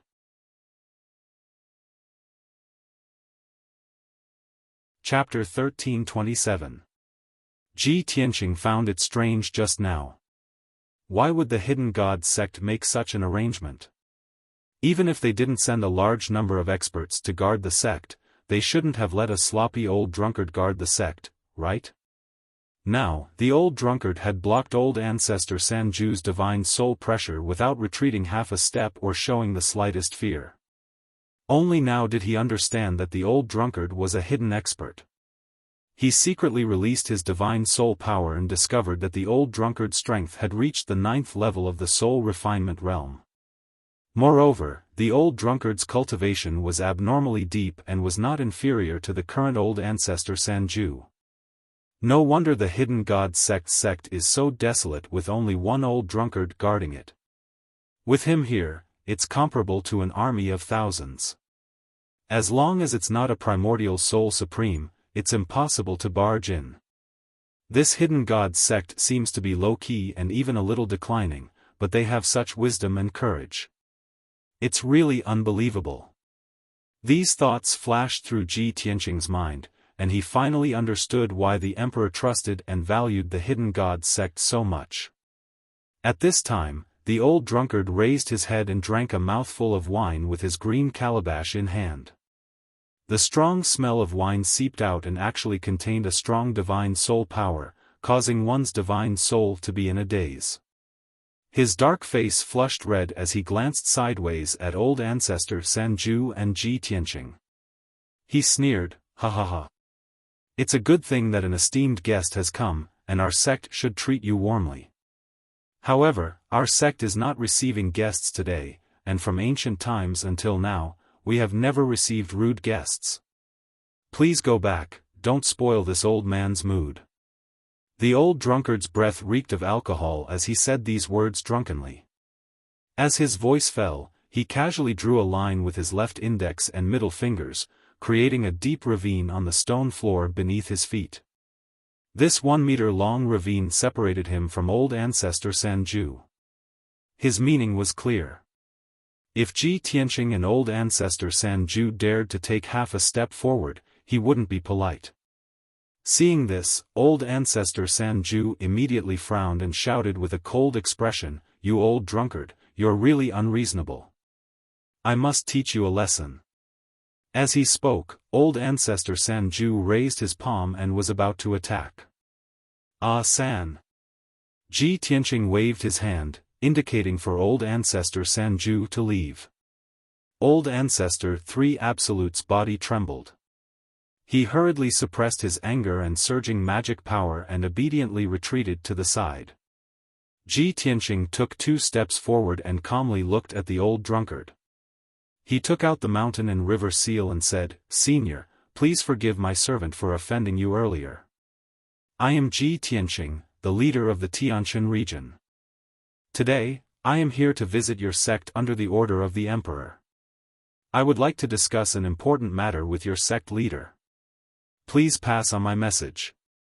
He announced his identity and flashed his identity token. He expressed his intentions to the hidden god sect in a formal manner. In his mind, the old drunkard was a martial expert. He would know what was important and wouldn't dare to make things difficult for him. But he didn't expect that the old drunkard would glance at him and didn't even bother to look at the seal in his hand. He waved his hand and said, "Young man, who you are and who you're following has nothing to do with me. It has nothing to do with my sect. My sect is a small sect that lives in seclusion. We have always avoided the world and never participated in worldly disputes. We have nothing to do with the imperial courts of the various races. Please go back and don't stay here. Otherwise, I will have to chase you out." Ji Tianqing immediately frowned and stared into the old drunkard's eyes. He asked in a deep voice, "Senior, are you serious? You have to consider the consequences." The old drunkard glanced at him and drank a mouthful of wine. He sneered mockingly, "Are you threatening me? Ha ha ha. Young people nowadays are so arrogant and lawless." Finished speaking, he carried his wine gourd and staggered back into the sect. He returned to his stone house and lay down. This damned old drunkard. Old ancestor 3 Absolutes was so angry that his face turned ashen. He frowned and was about to chase after the old drunkard. Ji Tianqing waved his hand. Only then did he stop and retreat. He looked at Ji Tianqing with a puzzled expression and asked, "Master, is this old drunkard's brain muddled? Or is he pretending to be muddle-headed? Does he dare to disobey the orders of the imperial court?" Ji Tianqing frowned and thought for a moment. He shook his head and said, "When he said those words just now, I saw that his eyes were clear and his soul fluctuations were normal. He didn't seem to be lying. This means that this old drunkard probably doesn't know." Old ancestor 3 Absolutes was even more puzzled and asked back, "Even if the hidden god sect is deliberately hiding it, the old drunkard is a top expert. How could he not know about the relationship between the hidden god sect and the imperial court?" Ji Tianqing said calmly, "Not necessarily. This old drunkard is just a gatekeeper, not an elder or sect master of the hidden god sect. It's possible that he doesn't know." Old ancestor 3 Absolutes thought for a moment and felt that it made sense. He couldn't help but ask, if a gatekeeper is so strong, how strong is the hidden god sect? Could it be that they have a primordial spirit realm expert overseeing them? That's possible. Ji Tianqing nodded. Old ancestor 3 Absolutes thought for a moment and asked, "Master, what do you plan to do? You don't know who the sect master of the hidden god sect is, and you can't contact him.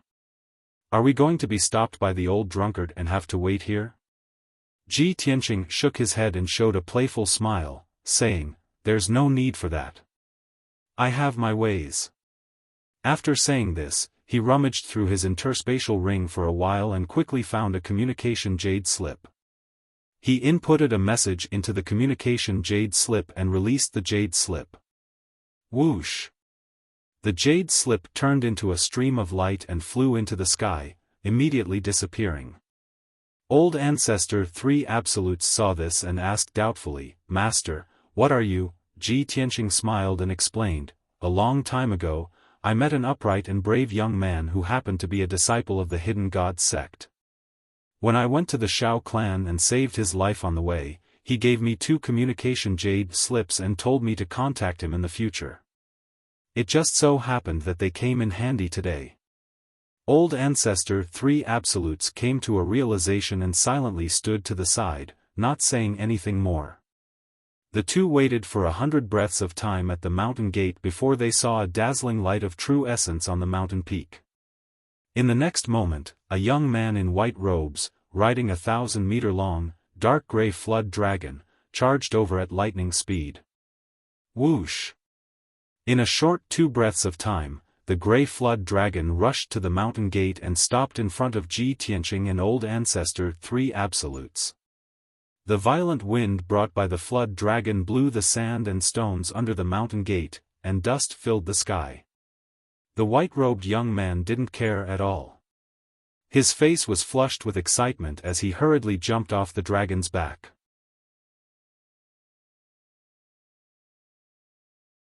Chapter 1328. This white-robed, tall and sturdy young man with a head full of golden hair was Shi Zhongjian. The flood dragon he was riding was the azure dragon he obtained from the evil dragon pool. Shi Zhongjian's face was flushed with excitement as he looked at Ji Tianqing with sparkling eyes, rubbing his hands excitedly. Ji Tianqing looked at him and saw that he had changed a lot.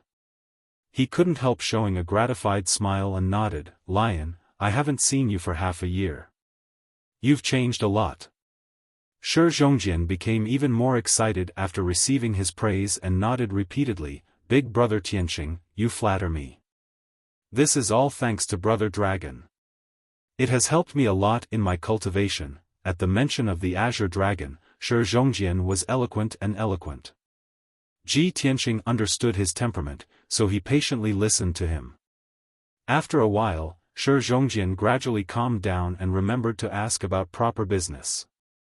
"Big brother Tianqing, our Hidden God sect is hidden deep in the Vermilion Bird Mountain range. Without a map, it would be difficult to find it. How did you find this place? Did you come here just to see me?" "Of course not." Ji Tianqing smiled and shook his head. Shi Zhongjian's eyes flashed with a touch of disappointment, but he immediately let it go and laughed at himself. "Like I said, Big brother Tianqing is a peerless genius and a noble person. You have too many things to deal with on a daily basis. How could you have time to visit me? Big brother Tianqing, what business do you have at Sunless Peak?" Ji Tianqing calmly explained, "I came here on the Emperor's order to find the sect master of the Hidden God sect to discuss an important matter." What Emperor?" Shi Zhongjian frowned and scratched his head, asking doubtfully, "Why did the Emperor ask you to find our sect master?" Ji Tianqing waved his hand and instructed, "This matter is of great importance. It's not convenient to talk about it here. Let's go in first and I'll explain it to you later." Shi Zhongjian didn't doubt it and quickly nodded, "Okay. Then let's go in first. Big brother Tianqing, this is your first time visiting our sect, so you must stay for a few days. Let me treat you well." With that, Shi Zhongjian led Ji Tianqing and Forefather 3 Absolutes through the mountain gate and towards the peak of the mountain. The old drunkard in the stone house immediately jumped out and pulled Shi Zhongjian's sleeve. "Little lion, what are you doing?" Shi Zhongjian bowed to the old drunkard and said with a smile, "Old man, this is young Master Ji Tianqing, the #1 genius of the continent, the youngest imperial prince and realm lord. He is also my great benefactor. Not only did he save my life, he also taught me many things. I've been thinking about when I'll be able to meet Big Brother Tianqing again. I didn't expect him to really come looking for me. Old Drunkard frowned slightly and subconsciously glanced at Ji Tianqing, a hint of surprise flashing in his eyes. However, his expression immediately returned to normal. He nodded to Shi Zhongjian and said with a smile, "Since that's the case, you have to treat him well. Don't neglect your esteemed guest." With that, Old Drunkard carried his wine gourd and went back into the stone house. Ji Tianqing glanced at Old Drunkard and followed Shi Zhongjian to the peak of the mountain.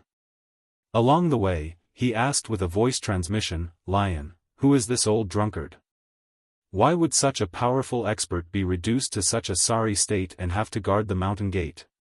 Shi Zhongjian was stunned for a moment, then he withdrew the smile on his face and said with a complicated tone, "This old man was once the left protector of our sect. When he was young, he was also elegant and very dignified. However, he had always loved our sect leader and was infatuated with her for 300 years. Finally, one day, he couldn't help but confess his feelings in front of others. He was heartlessly rejected by the sect leader and was punished.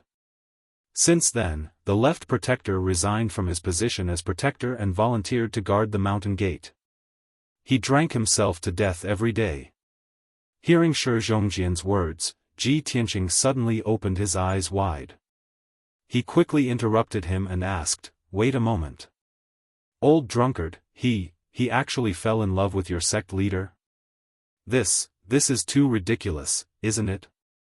Is his taste so heavy?" "Yes." Shi Zhongjian nodded and said with a sigh, "How could a protector of our sect fall in love with the sect leader? Isn't this going against the rules? Of course, the sect leader would reject him." Ji Tianqing nodded and said sympathetically, "He's a soul-refining realm cultivator after all. I can't believe he has that kind of fetish. He even dared to confess his feelings in front of everyone. No wonder he became so sloppy. However, he is also very infatuated. Even though he was rejected by the man he loves, he still stayed in the hidden god sect to guard the sect." This time, it was Shi Zhongjian's turn to be stunned. He stared blankly at Ji Tianqing and said with a strange tone, wait a moment. Big Brother Tianqing, are you mistaken?" "Mistaken about what?" Ji Tianqing asked subconsciously. Shi Zhongjian lowered his voice and said with a strange tone, "Our sect leader's surname is Shui. She is a woman." A woman?" Ji Tianqing was also stunned. His expression became very strange, and he didn't know whether to laugh or cry. Shi Zhongjian stared at him with wide eyes and said blankly, "What do you think?" This misunderstanding was too big. Old Ancestor 3 Absolutes, who was standing at the side, heard everything clearly and almost burst out laughing. However, he kept his head down and his shoulders trembling. It was obvious that he was having a hard time holding back his laughter. An hour later, Ji Tianqing and Old Ancestor 3 Absolutes settled down in the Hidden God sect. The mountain peak was vast and there were 16 palaces and courtyards in total. It could accommodate 3,000 people. However, there were only a little more than 1,000 people in the Hidden God sect, including the disciples, servants, and guards. Therefore, the palaces and courtyards were very quiet and secluded.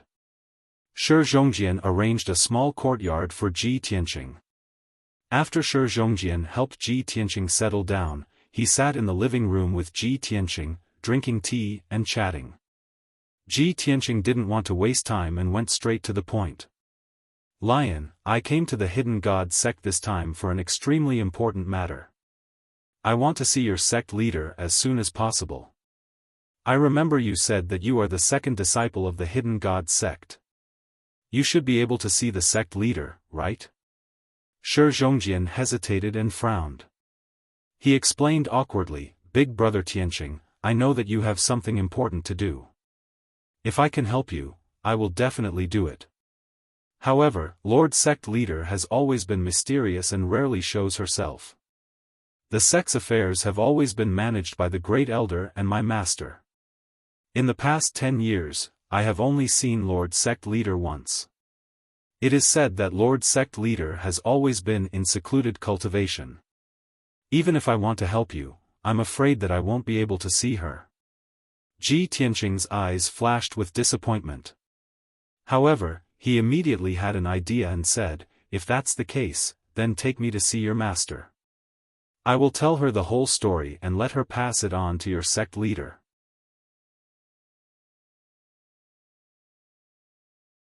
Chapter 1329. Shi Zhongjian immediately fulfilled his promise and brought Ji Tianqing to see his master. His master was the second elder of the Hidden God sect, a soul refinement realm expert who had cultivated for 400 years. The second elder doted on Shi Zhongjian very much. When she learned that Shi Zhongjian had something to discuss with her, she immediately put down whatever she was doing and received him and Ji Tianqing in the living room. When Ji Tianqing saw the second elder, he realized that she was a middle-aged woman. She looked graceful, elegant, and kind. The two exchanged greetings, and when the second elder learned of Ji Tianqing's identity, she was very grateful to him. After all, Shi Zhongjian had already told the second elder about his adventure with Ji Tianqing.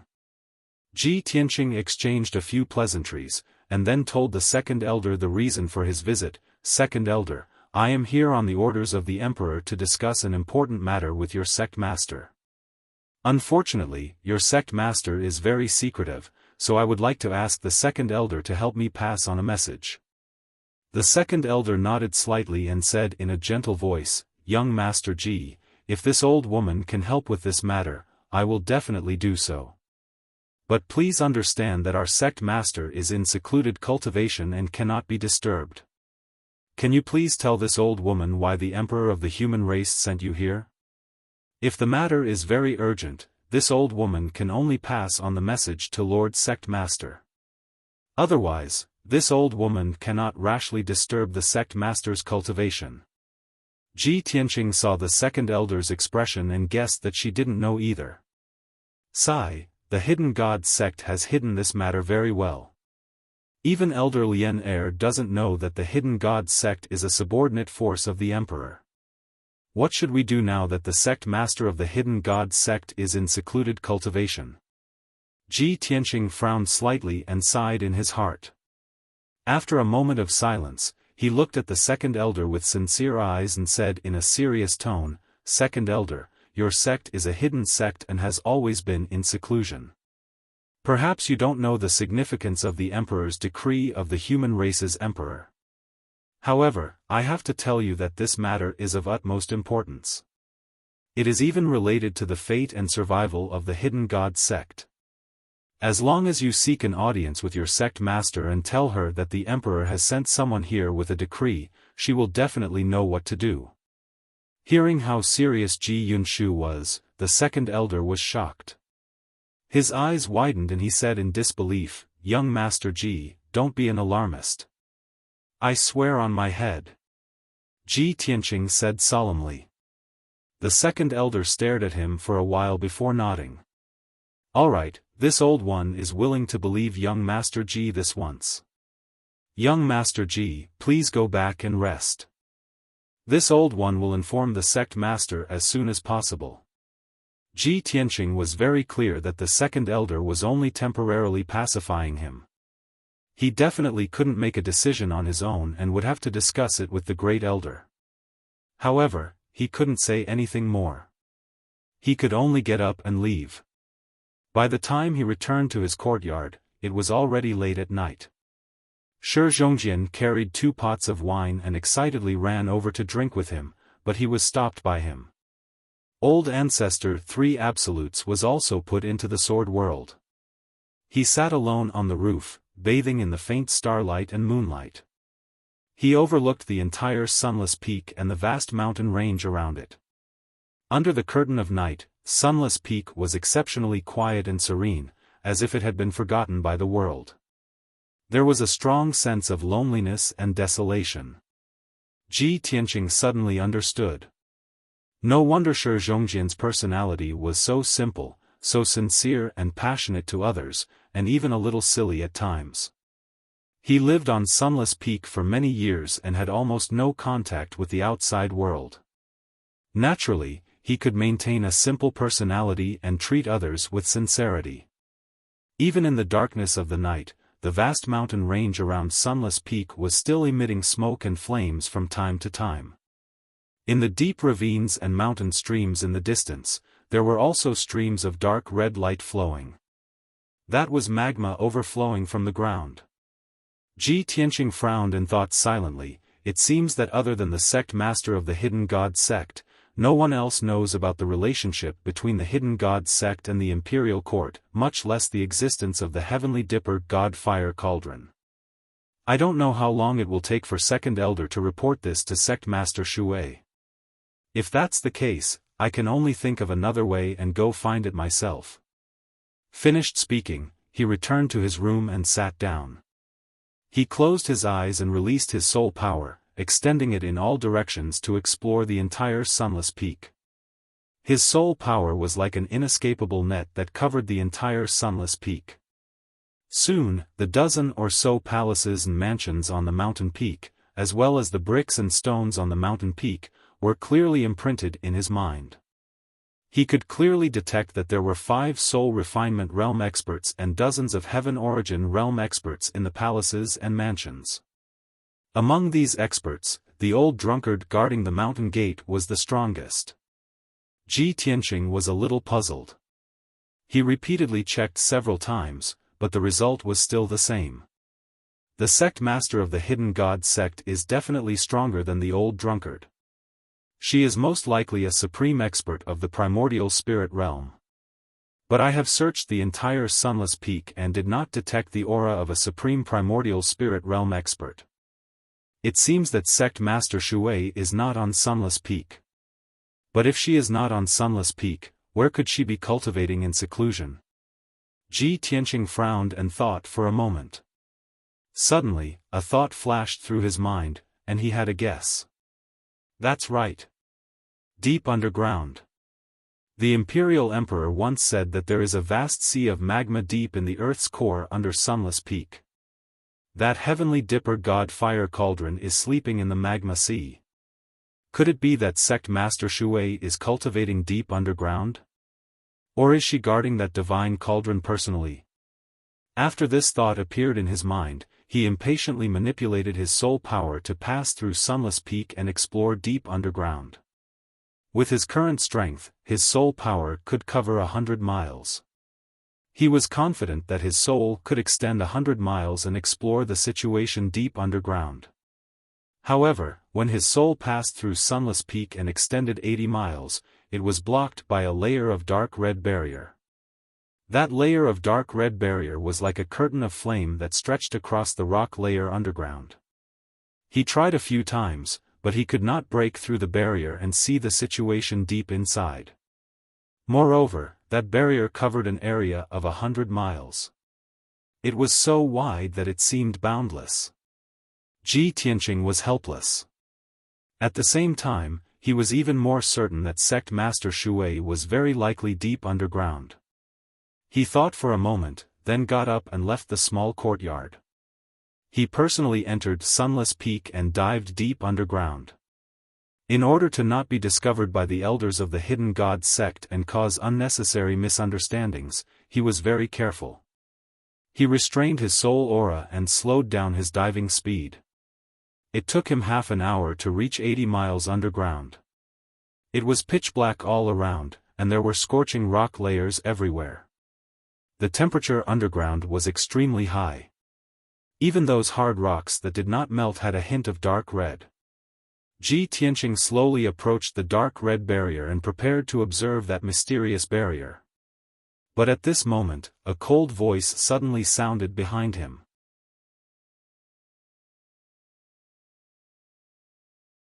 Chapter 1330.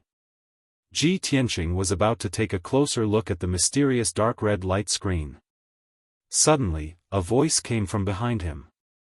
The voice was cold and the tone was full of mockery. He subconsciously turned his head and saw a black figure standing in a rock crack 100 steps behind him. Near the dark red light screen, there were wide rock cracks and holes. They seemed to be traces left behind by a volcanic eruption. Ji Tianqing was also standing on a rock, frowning as he sized up the figure. It was a sloppy man with knotted hair. His clothes were greasy and full of holes. There was no doubt that it was the old drunkard who was guarding the mountain gate. However, he was not holding a wine gourd at the moment, nor was he as drunk as he was during the day. His eyes were clear and bright, and his body was no longer hunched. He was actually emitting an invisible and powerful aura. At this moment, he was no longer a sloppy drunkard. He had truly recovered the aura and majesty of a top expert. He stared at Ji Tianqing with a fierce look in his eyes, sneered, and said with a cold tone, "I've long known that you, little rascal, tried every means to sneak into our sect because you're up to no good." This old man was right. You sneaked into our sect's forbidden area in the middle of the night on your first day in our sect. How audacious! As he spoke, he released an invisible spiritual pressure that pressed down on Ji Tianqing. Ji Tianqing was indifferent. He looked at him calmly and asked, "With my strength, it is impossible for you to get within 300 meters of me without making a sound. How did you do it?" "Ha ha ha, you don't need to know." The old drunkard sneered disdainfully. "This old man is an expert at the 9th level of the soul refining realm. How can I not have secret techniques and consummate skills? Moreover, this is Sunless Peak. This old man has lived here for hundreds of years. I am very familiar with every brick and stone here." Ji Tianqing nodded and stopped asking about this matter. He said with a calm expression, "I know. Even if I told you that I have no evil intentions towards the Hidden God sect and that I am only doing this because of an emergency, you wouldn't believe me, would you?" "Humph." Old drunkard pursed his lips and sneered. Ji Tianqing nodded again, spread out his hands and said, "If that's the case, then there's nothing more to say. Let's fight." The old drunkard frowned and shouted in a deep voice, "Kid, you're up to no good. You've been caught red-handed by this old man, yet you don't have the slightest intention of remorse. You still dare to be so arrogant? I have a clear conscience. Why should I repent?" Ji Tianqing raised his eyebrows and asked. "How stubborn?" Old drunkard scolded angrily. He pointed behind him and said, "This old man can see that you're a talented man with decent strength. If you have the guts, then fight with this old man outside. Don't hurt the innocent disciples of our sect." Ji Tianqing naturally nodded in agreement. "Of course, I have no ill intentions towards the Hidden God sect, and I do not wish to harm anyone." "Hypocrite!" Old drunkard snorted coldly again, turned around, and flew out. The two of them were like lightning, shuttling through the ground at high speed. After a short 10 breaths, the two of them left Sunless Peak and flew towards the mountains in the distance. After 100 breaths, the two of them flew 300 miles before old drunkard stopped in the air above a valley.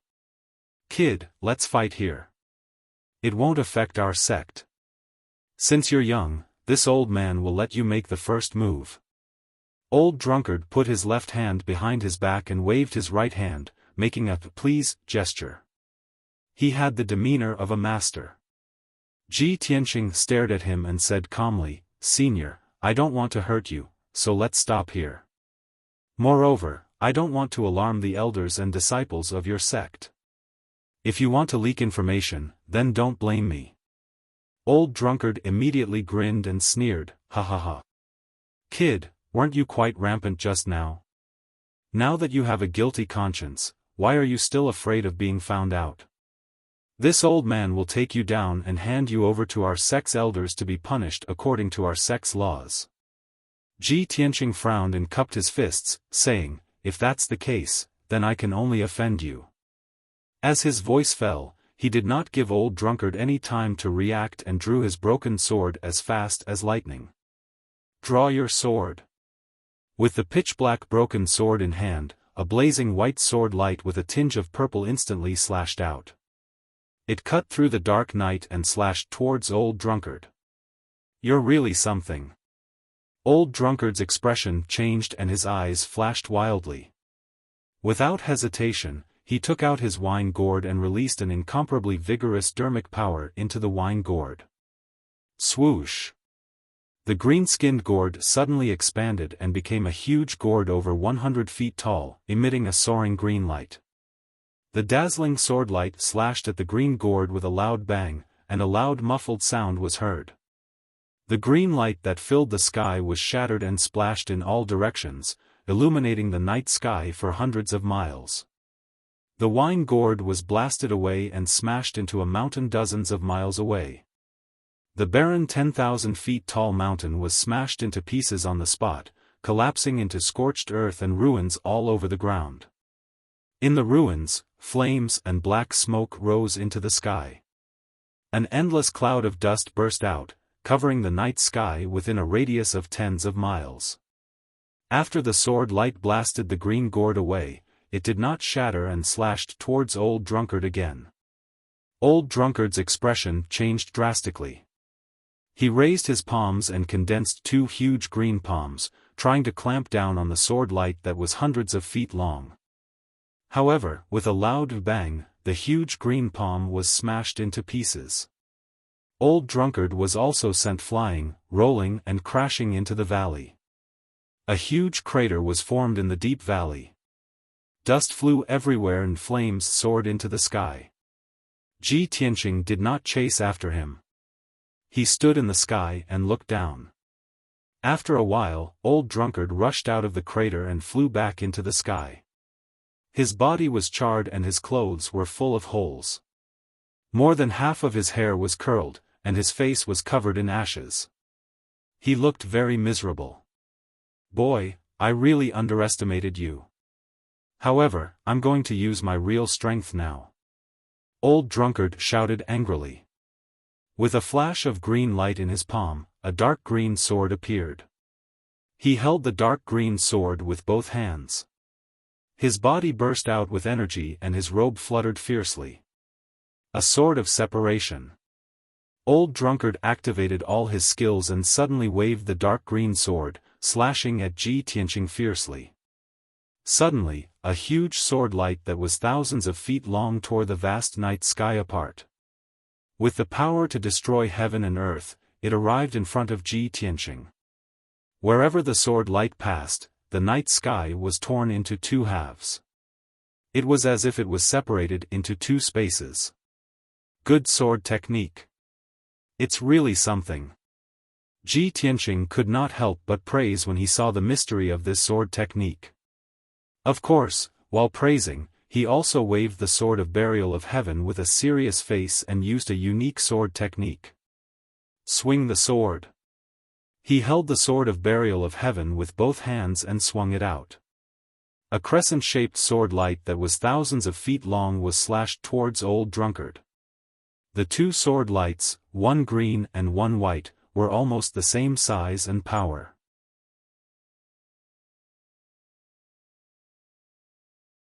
Chapter 1331. Kaboom!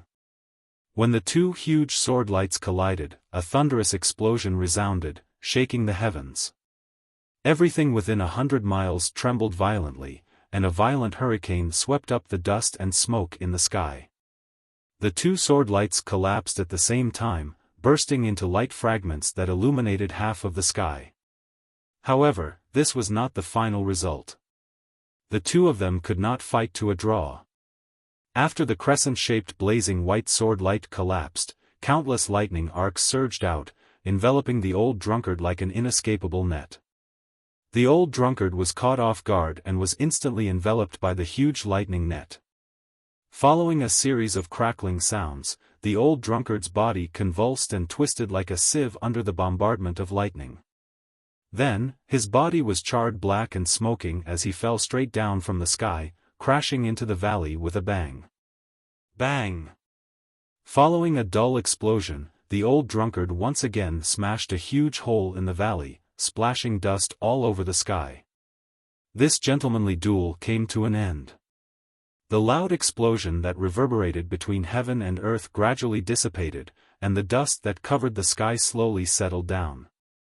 The old drunkard's body was charred black and smoking as he lay in the deep hole, unable to move. From time to time, he would convulse and let out muffled groans. Ji Tianqing descended from the sky and came to the edge of the big hole, looking down at the old drunkard in the hole. After hesitating for a moment, he cupped his hands and said, "Senior, I'm sorry to offend you." Then, he waved his hands and used a secret technique. Rays of golden light condensed into a mysterious seal. Seal.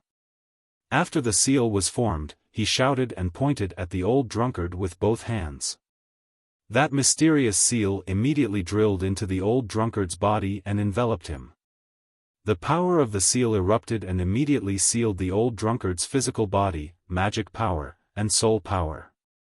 The old drunkard was like a piece of charred wood, lying motionless at the bottom of the hole, unable to make any sound. Ji Tianqing waved his hand and lifted him out of the deep hole. Then, he carried the old drunkard and flew back to Sunless Peak, quickly disappearing into the night. The commotion caused by the fight between the two of them was so great that it had alarmed the experts of the Hidden God sect. When Ji Tianqing returned to the Hidden God sect, there were many deacons, elders, and disciples checking the situation. There were even a few experts flying towards the scene of the incident. Fortunately, Ji Tianqing's movements were concealed, so he was not discovered by anyone. He brought old drunkard back to the small courtyard where he lived and threw old drunkard onto the bed. Unable to struggle or resist, the old drunkard could only stare at him with his eyes wide open, revealing a look of intense anger and questioning. Ji Tianqing saw his pitiful appearance and couldn't help but comfort him. "Senior, I had no choice but to do this. I can only ask you to suffer for a while." With that, he cast a spell and burrowed into the ground, diving deep into the ground. Half an hour later, he once again dived 80 miles into the ground and approached the dark red barrier. This time, no one disturbed him, so he focused on studying the dark red light curtain. A quarter of an hour later, he figured out that this dark red light curtain was a huge defensive formation. Moreover, this was a primordial spirit realm sealing array that sealed an area of 1,000 miles. In other words, if he wanted to enter Sunless Peak and find the magma ocean deep in the Earth's core, he had to pass through this defensive array. It's almost impossible for me to break a primordial spirit realm sealing array with my attainments and strength. But there's a primordial spirit realm sealing array hidden under Sunless Peak. It's very likely to be to hide a huge secret. It must be related to the heavenly dipper god fire cauldron. Ji Tianqing furrowed his brows and pondered silently. He couldn't do anything about this sealing formation, but his heart was itching. He really wanted to enter and search for Sect Master Shui's traces. After all, he had already dealt with old drunkard, so he couldn't give up halfway, right? Just as he was frowning and thinking, the voice of the burial of heaven sounded in his mind. "It's just a low-grade primordial spirit realm sealing array, what's so difficult about it?" Suddenly hearing the voice of the burial of heaven, Ji Tianqing's eyes flashed and he asked, "Burial of heaven, can you break this array?" The burial of heaven was silent, as if it was secretly observing this array.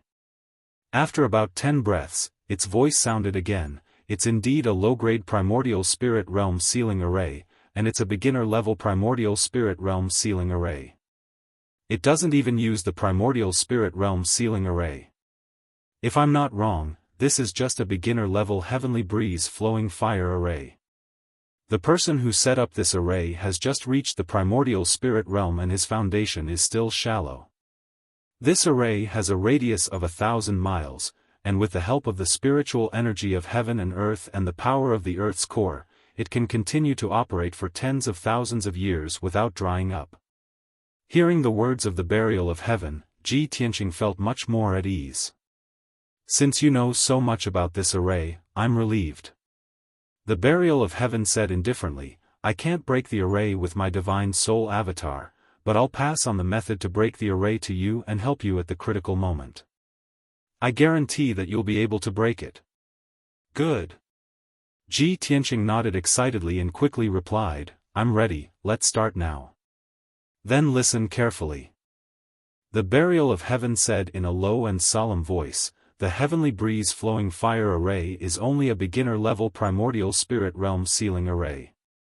It only uses 12 methods of setting up the array, which are, the Burial of Heaven told Ji Tianqing the method of setting up the heavenly breeze-flowing fire array, its structure and principles, and taught him the method to break it.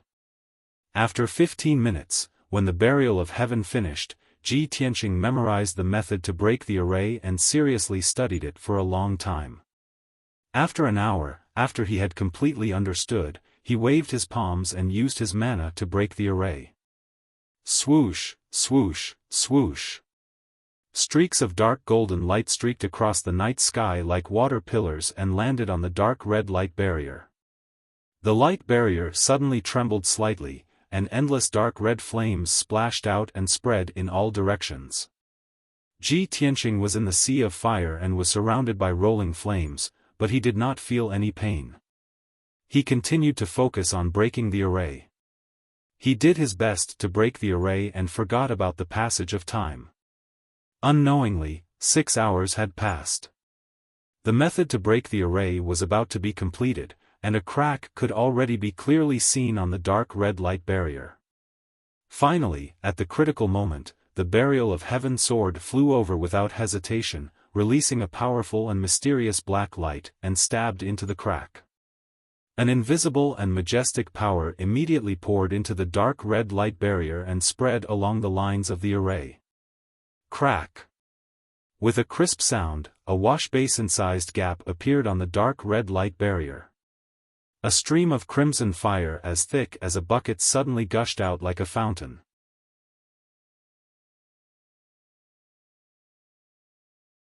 Chapter 1332. Even though the core fire was very powerful, Ji Tianqing was not afraid at all. He immediately held the sword of Burial of Heaven and flew toward the gap. Swoosh! He turned into a streak of golden light, passed through the gushing dark red flames, and entered the gap. In the next moment, he entered the heavenly wind-flowing fire array. As far as the eye could see, there was a dark red color everywhere. Around him was the dark night sky, with red flames floating in spirals, surging like waves. 10 miles below him was a crimson sea filled with dark red magma. The endless magma flowed slowly, emitting red flames that soared into the sky, turning the surroundings into a sea of fire. Ji Tianqing was in the rolling sea of fire, enduring the terrifying heat at all times. But his body had been refined to the extreme, and his defense was extremely strong. He was not afraid of the core fire at all. He looked around and quickly saw that this magma sea was very wide, as if it had no end. Above him was the rock layer, below him was the magma sea, and there was a 10-mile space in between. Such a strange terrain was very rare in the depths of the earth. He was sure that this magma sea had always existed since ancient times. Moreover, Sect Master Shui and the Heavenly Dipper God Fire Cauldron he was looking for were in this magma sea. But this magma sea was too vast, and it was too difficult to find a person and a divine cauldron. Ji Tianqing had no other choice. He could only release his soul power into the magma sea and search from the south to the north. He flew above the magma sea, and wherever he passed, his soul power would scan the surrounding 30 miles, carefully searching. This vast sea of lava was not simple. It contained an invisible and mysterious power that suppressed the power of his soul. In the outside world, his soul power could search a radius of 100 miles. But in this magma sea, he could only search a radius of 30 miles. Unknowingly, 2 hours passed. Ji Tianqing carefully searched the magma sea within a radius of 200 miles. Unfortunately, he did not find any clues, and there was no trace of Sect Master Shui or the Heavenly Dipper God Fire Cauldron. He could only expand the search area and search patiently. Time passed quietly, and soon, 10 hours had passed. Ji Tianqing searched a radius of 2,000 miles and searched the entire sea of lava, but he still couldn't find Patriarch Shui and the Heavenly Dipper God Fire Cauldron. But in the process, he encountered several powerful demonic beasts that lived in the magma ocean. There was a lava giant that was hundreds of meters tall. Its entire body was condensed from lava, and it possessed extremely terrifying power. There were also some fire spirits that were more than 10 meters tall and had a variety of forms. They usually looked like dark red fireballs, sleeping quietly in the sea of lava. Once an enemy approached, those fire spirits would be awakened and transform into various forms, nimbly and swiftly launching attacks. Other than that, there were also 2 dark golden fire pythons entrenched in the sea of lava. These demonic beasts were all rare species. In the sea of magma, they had unique cultivation conditions, and their strength grew very quickly. These demonic beasts were all at the 2nd and 3rd level of the soul refining realm. When they discovered Ji Tianqing, they were intimidated by his powerful aura and retreated far away. Only those few fire spirits tried to attack a few times. However, Ji Tianqing easily repelled them, scaring them into hurriedly fleeing, not daring to harass him again. I've already searched for 10 hours and searched the entire sea of lava, but I still can't find Patriarch Shui and the Heavenly Dipper God Fire Cauldron. The seal I placed on the old drunkard only lasts for 12 hours. The time is almost up. If I still can't find Patriarch Shui, after the old drunkard seal is removed, this matter will be exposed. At that time, I'm afraid there will be some twists and turns, and there will be some unnecessary misunderstandings and conflicts. Ji Tianqing pondered silently, then furrowed his brows anxiously. He couldn't understand. He had clearly searched the entire sea of lava, but why couldn't he find Patriarch Shui and the Heavenly Dipper God Fire Cauldron? Could it be that Patriarch Shui and the cauldron weren't in the sea of lava, and his deduction was wrong? After pondering hard for a long time, Ji Tianqing suddenly had a flash of inspiration as he thought of a certain possibility. If they're not in the sea of lava, could they be even deeper down? Thinking of this, he hurriedly drilled into the sea of lava, and flew even deeper underground. The temperature of the lava was terrifyingly hot, enough to melt ordinary soul-level magic treasures. Ji Tianqing's body was wrapped in a layer of golden light, protecting himself. He could freely travel through the sea of lava, and he wouldn't be harmed. Soon, he passed through the sea of lava more than 20 miles deep, and drilled into the underground rock layer. He released his spiritual power, and spread it out in all directions, carefully searching underground. About 2 hours later, he came to the center of the sea of lava, and it was located in the rock layer 120 miles underground. Suddenly, his spiritual power detected a majestic spiritual power fluctuation in the rock layer not far in front of him. There was also a dark red flowing fire that enveloped the rock layer in a radius of 10 miles, like a huge ball of light. Finally found it. It must be here. Ji Tianqing's spirit was immediately shaken, and he hurriedly drilled forward. In the blink of an eye, he came close to the flowing fireball. After careful observation with his spiritual power, he found that there was a huge cave hidden in the rock layer wrapped in the ball of light. That cave was at least 1,000 feet wide. The vast and mighty divine soul power and the violent and powerful flame aura were coming from that cave. However, the cave was protected by the flowing fireball. If he wanted to enter and check the situation in the cave, he had to break the huge light shield of the fireball. He carefully observed for a long time, and found that this huge flowing fireball was also a light shield formed by a defensive formation. This formation was the heavenly wind flowing fire formation that he had broken before, but it was a smaller version of the formation, and its power was more condensed, and its defense was stronger. But this was not a problem for him. He repeated the same trick, and used all his strength to break the formation. After 2 hours, he broke a hole in the light shield formed by the dark red flowing fire. Swoosh! He turned into a golden flowing light, passed through the hole, and entered the formation. He walked along the thick rock layer for about 10,000 feet, and then entered an empty cave. Only now did he see the situation in the cave. The cave was oval in shape like an egg, and the surrounding rock walls were rough and uneven. It was obvious that it was naturally formed. The originally dark rock walls were burned red by the geocentric fire. The entire cave was filled with flowing fire, and it was vast and mighty like a flood. In the middle of the cave, there was a golden altar that was 300 feet wide and 10 feet tall. At the top of the ancient and mysterious altar, there was an ancient bronze cauldron as large as a house.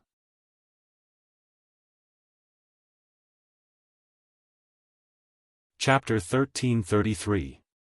Ji Tianqing's eyes were glued to the bronze dragon tripod. He could not take his eyes off of it. The style of the bronze tripod was ancient and simple. There were no complicated patterns or patterns. It was simple but majestic. Other than the 6 ears and 9 dragons as decorations, there were 4 lines of ancient words engraved on the tripod. Even with his knowledge and experience, he could not identify what those words were.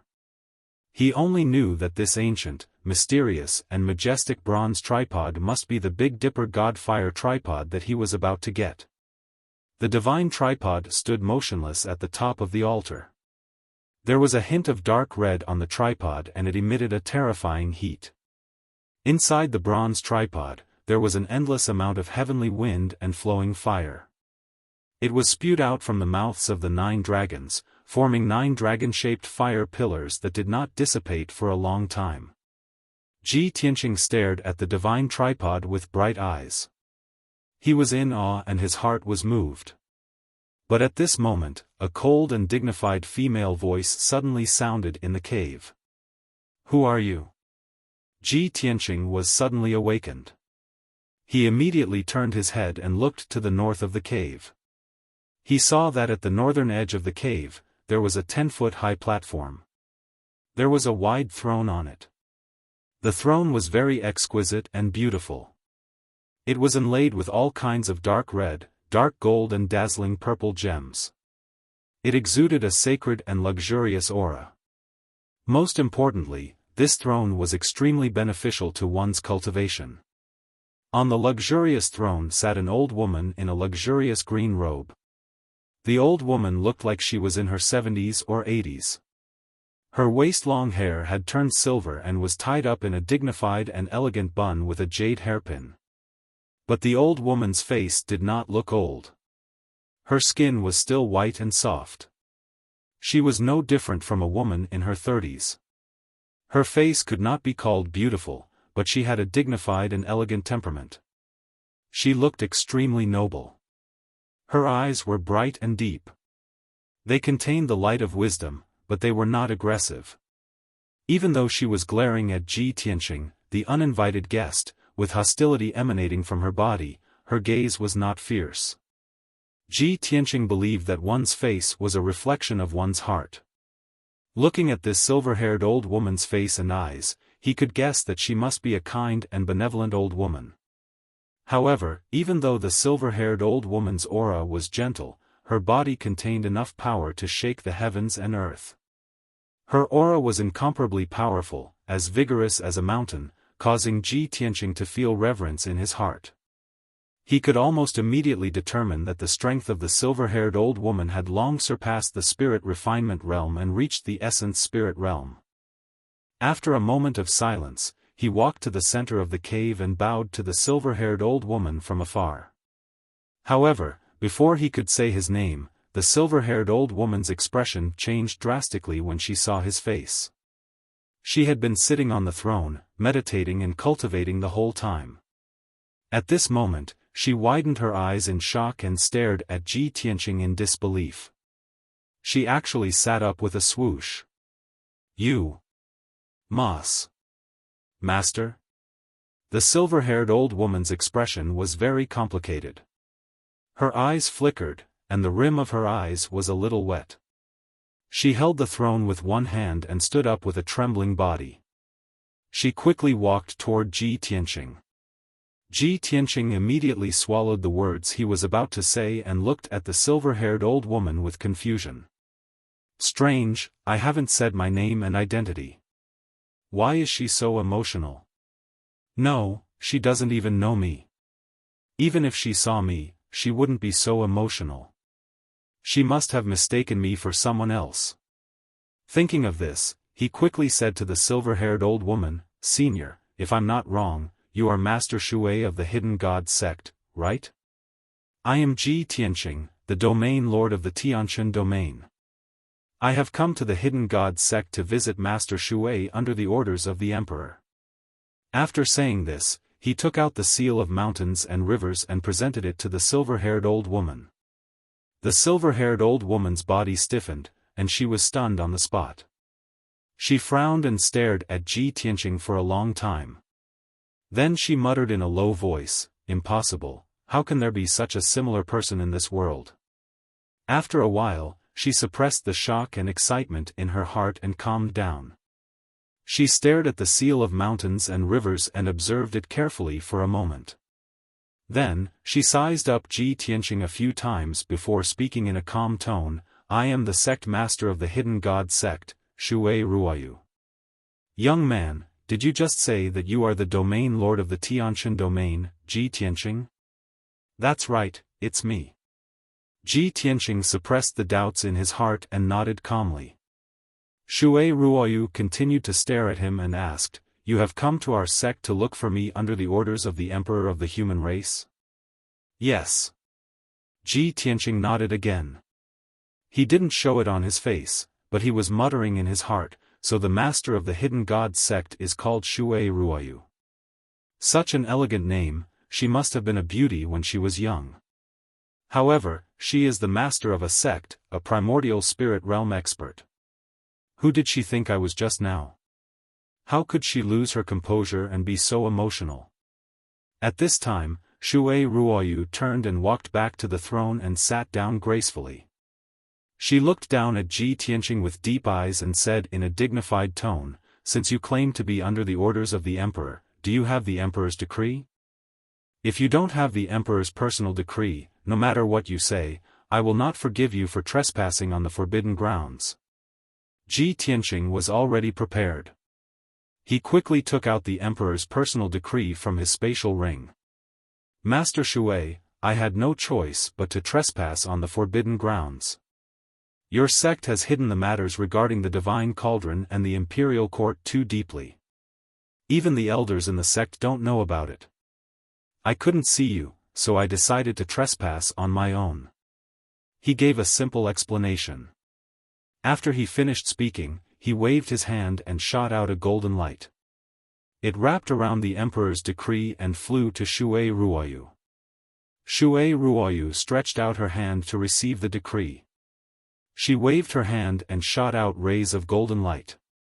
She executed a secret technique to undo the seal on the scroll. After a moment, the scroll slowly unfolded and floated in front of her. It lit up with a dazzling golden light. Ji Tianqing didn't know what was written in the Emperor's decree. He only saw that when Shui Ruoyu saw the contents of the decree, her expression changed slightly. Her eyes even flashed with shock and disbelief. In fact, Shui Ruoyu couldn't help but take a few more glances at him before she finished reading the decree. This made him even more puzzled. He secretly guessed, what did the Emperor say in the decree? Isn't it to take away the divine cauldron? After a long while, Shui Ruoyu finished reading the decree. She then kept the scroll and solemnly kept it in her spatial ring. She looked at Ji Tianqing with a burning gaze. Her gaze was complicated. She seemed to be excited and her heart was filled with emotions. After a moment of silence, she then asked, Ji Tianqing, are you really the successor of the Kenshin?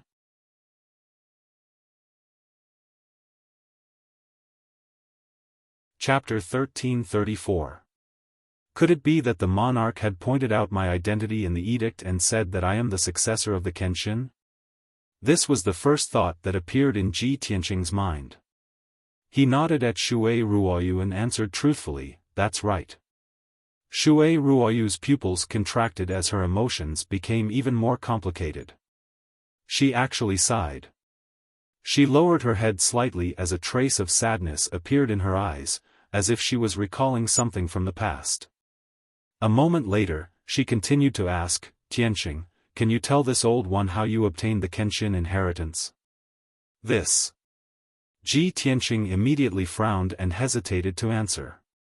He could naturally see that Shui Ruoyu's impression and attitude towards him had become much closer after learning that he was the successor of the Kenshin.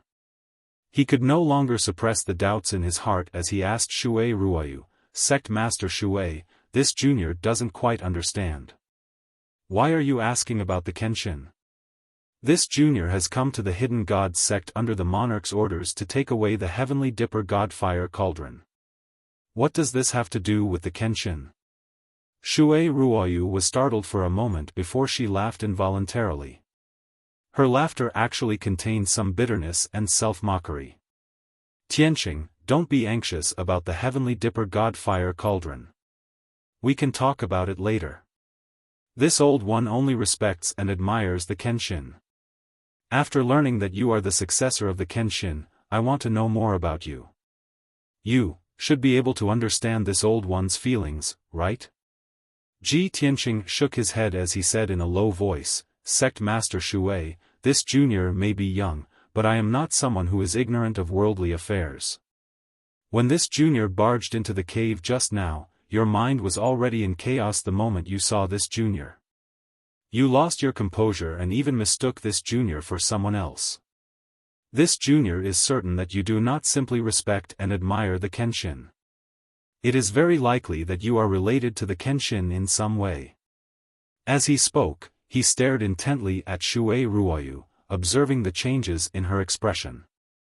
As expected, Shui Ruoyu's complexion changed slightly. Her gaze was somewhat evasive. She didn't dare to look directly into his eyes. Seeing her reaction, Ji Tianqing was even more certain. He continued, a long time ago, a peerless master once told me that Kenshin had never taken in any disciples when he was alive, but he had 4 followers who could be considered his in-name disciples. The surnames of these 4 in-name disciples were Gu, Yi, Xiao, and Shui. As the descendant of the Sword God, I have a mission, and that is to find these 4 seniors. Before this, I had already found Yi Hengchuan and Xiao Wentian.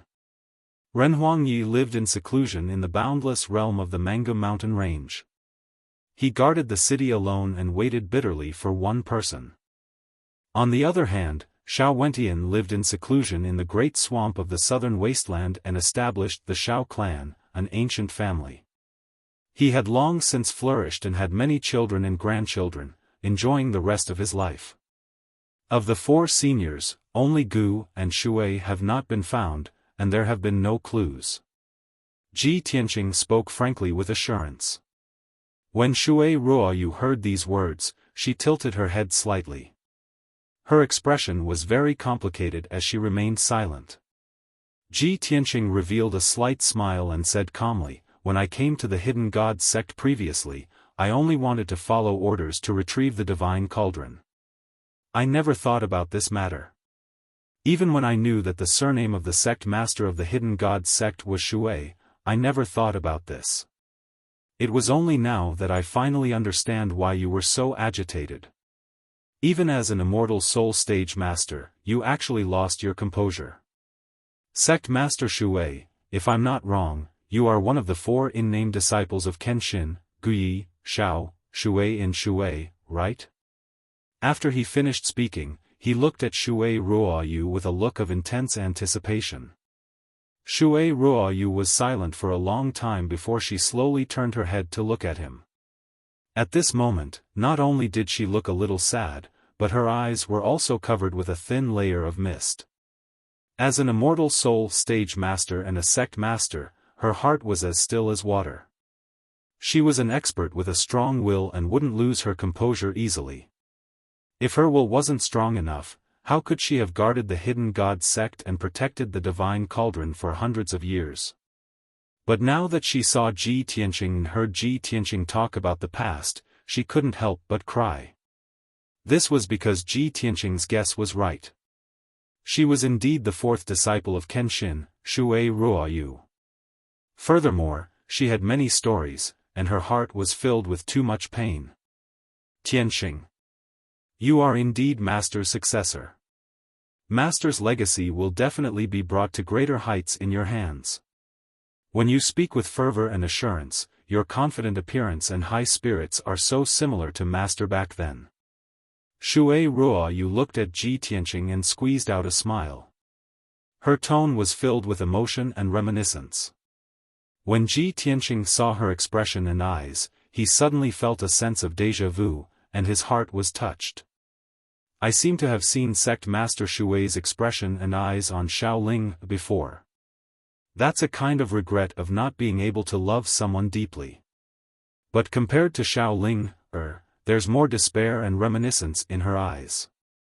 After all, Kenshin is already dead. Sect Master Shui will never be able to see him again. Could it be that Sect Master Shui, as an in-name disciple of Kenshin, has fallen in love with Kenshin for her entire life? This thought suddenly flashed across Ji Tianqing's mind, and he was stunned. At the same time, Burial of Heaven's deep and aged voice sounded in his mind.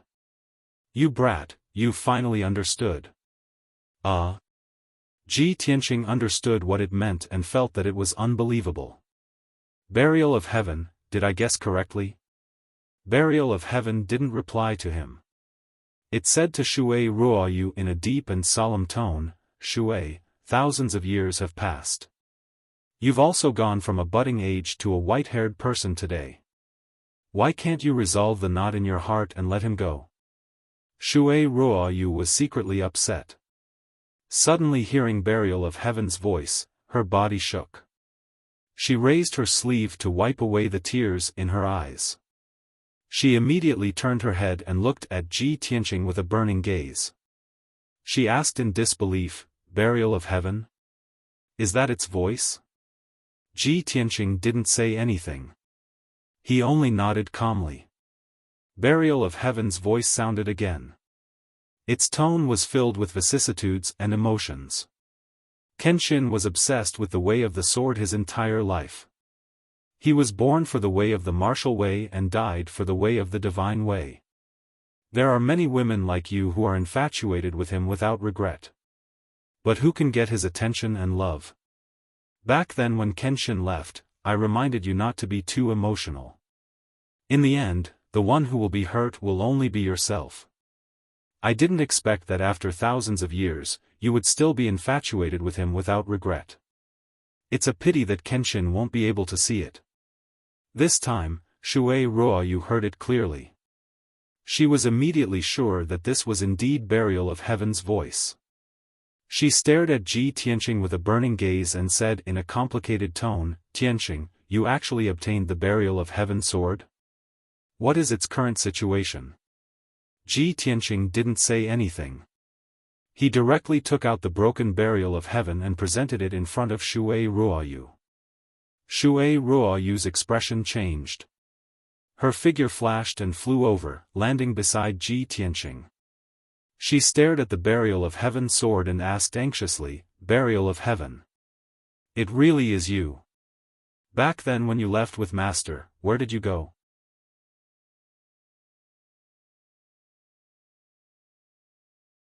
Chapter 1335. Shui Ruoyu could not believe her eyes. She could not believe that after 1,000 years, she would be able to see the sword of Burial of Heaven again. She was very emotional.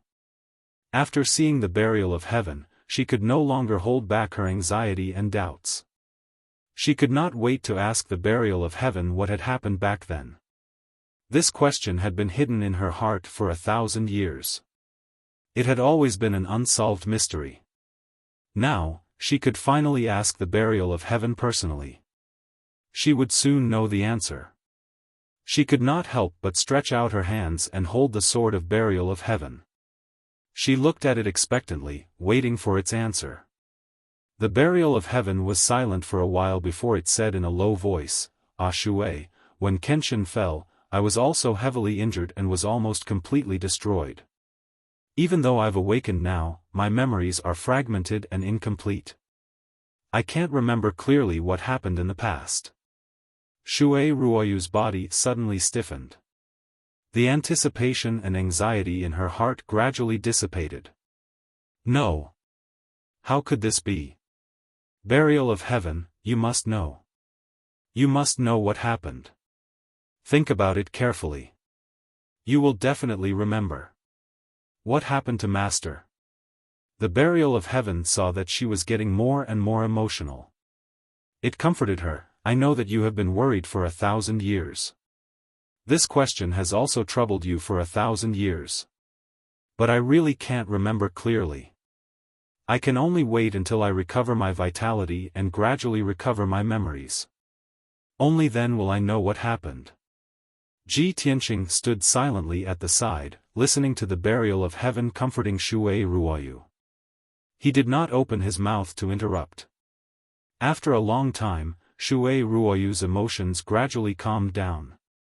She endured the sadness and sorrow in her heart and temporarily put this matter aside. She sat back on the throne. After a while, she returned to her usual appearance. She was still as calm and serene as before. Ji Tianqing looked at her silently. Seeing her joy and sorrow, he gradually understood her feelings. It seems that Sect Master Shui is also a person with a lot of stories. She was infatuated with Kenshin. Even if 1,000 years had passed, she would never regret it. The left protector was infatuated with her and even confessed his feelings to her in public, but she heartlessly rejected him. In the end, he became an old drunkard who drank to drown his sorrows. Sigh.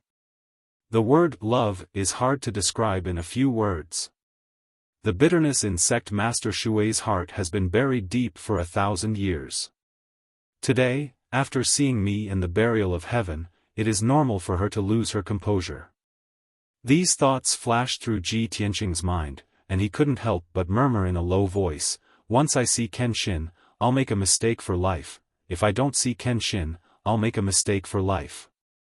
At this time, Shui Ruoyu looked at Ji Tianqing with clear eyes and said calmly, "Tianqing, I lost my composure just now and let you see a joke. However, we were talking about private matters just now. Now, this old woman will talk business with you." Ji Tianqing nodded and bowed slightly. "Please speak, Sect Master Shui."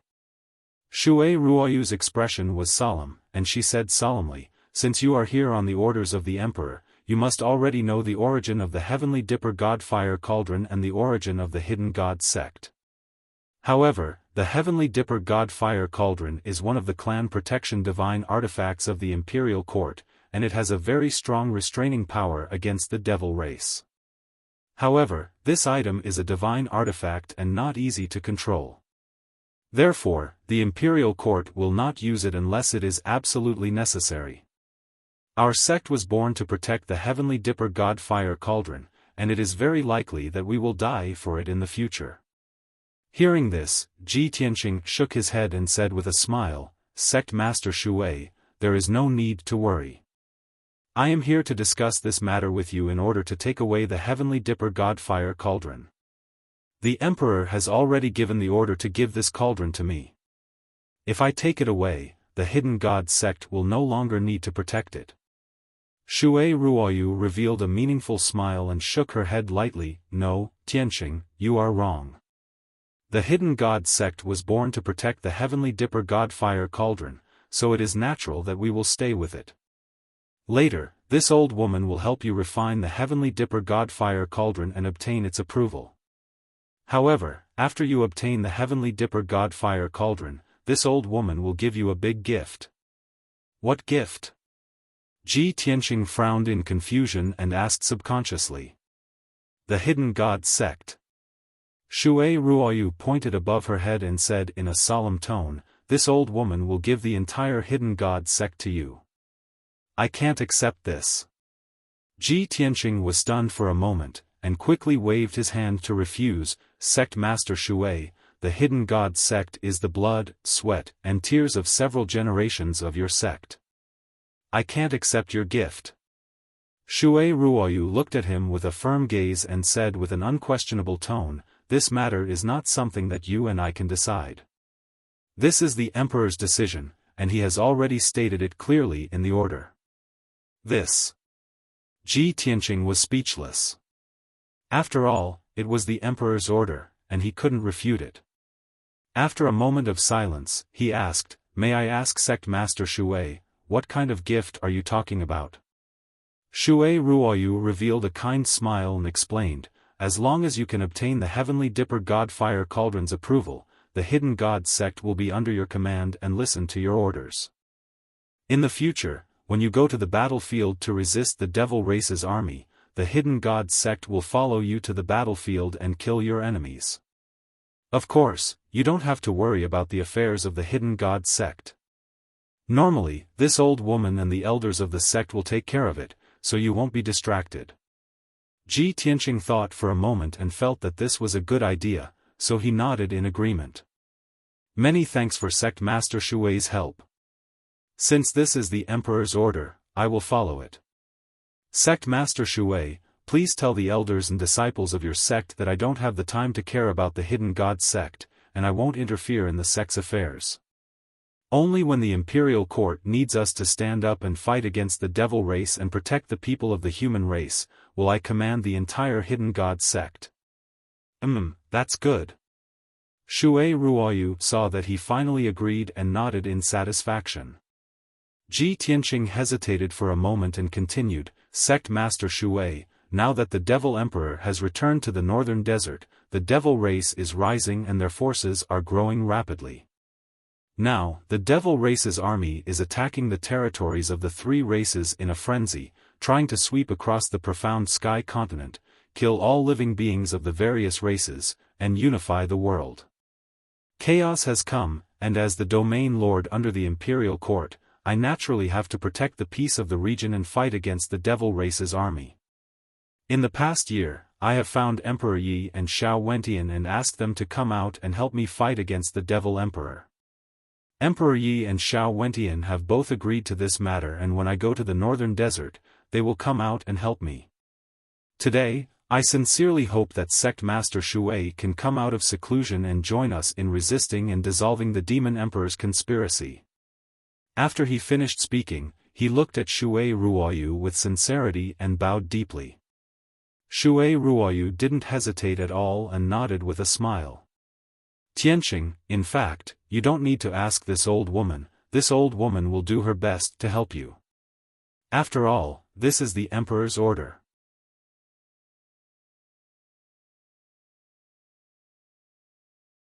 Chapter 1336. Seeing Shui Ruoyu agree decisively, Ji Tianqing let out a sigh of relief and hurriedly bowed to express his thanks. Many thanks for Sect Master Shui's help. Sect Master Shui is deeply righteous, this junior can't thank you enough. Shui Ruoyu waved her hand, indicating that he didn't need to be so courteous. She smiled amiably and said, in public, this old one is a trusted subordinate of the monarch. Naturally, I will obey the monarch's orders and help you with all my strength.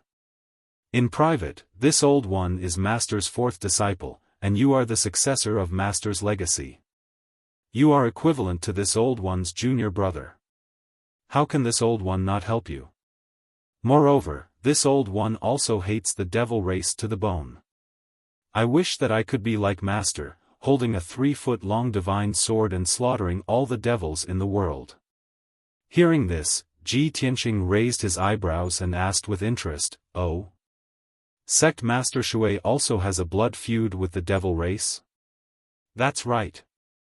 Shui Ruoyu nodded and explained in a low voice, this old one was born in a family of generals since young. 3 generations of my ancestors were all valiant generals of the imperial court and had outstanding military achievements. When this old one was young, the devil race wreaked havoc in the world. The devil emperor invaded the central state and wantonly massacred the common people. This old one's grandfather, father, and uncles all died on the battlefield under the blades of the devil race experts. Later on, this old one's entire family was besieged by the devil race experts. More than 300 people in the family were killed. It was the monarch who saved this old one, allowing this old one to survive. Later on, this old one met Master. It was Master's guidance and teaching that allowed this old one to become a martial expert and have today's achievements. Speaking up to here, Shui Ruoyu paused for a moment. Recalling those tragic past events, even after 1,000 years, she was still filled with grief and indignation. Her words were filled with monstrous hatred towards the devil race. After Master left the profound sky continent, this old one inherited my father's legacy and continued to serve the imperial court loyally. The monarch saw that this old one was talented and intelligent and was not suitable to lead an army in battle. Thus, he gave this old one a top-secret mission. Thus, this old one joined the divine hidden sect and started as an inner sect elder. 300 years ago, I was promoted to sect master and personally guarded the divine cauldron. After listening to Shui Ruoyu's narration of the past, Ji Tianqing finally understood the whole story. No wonder the water patriarch listened to the imperial court and guarded the cauldron for the imperial court. He hid his identity here for hundreds of years and was still loyal. I really didn't expect that sect master Shui, Kenshin and the monarch had such a relationship. If that's the case, the celestial emperor must have thought long and hard before sending me to the hidden god sect to look for sect master Shui and obtain the heavenly dipper god fire cauldron. Sects, sects, sects. That's why she's Willing's cauldron of Suvs. Sect masters, masters.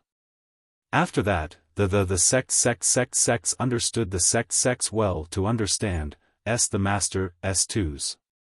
The sects, nos. Ji Tianqing listened patiently. He had a deeper understanding of Shui Ruoyu's past. Just as the old and the young were chatting happily, a stream of light suddenly flew over from the top of the cave and landed in front of Shui Ruoyu.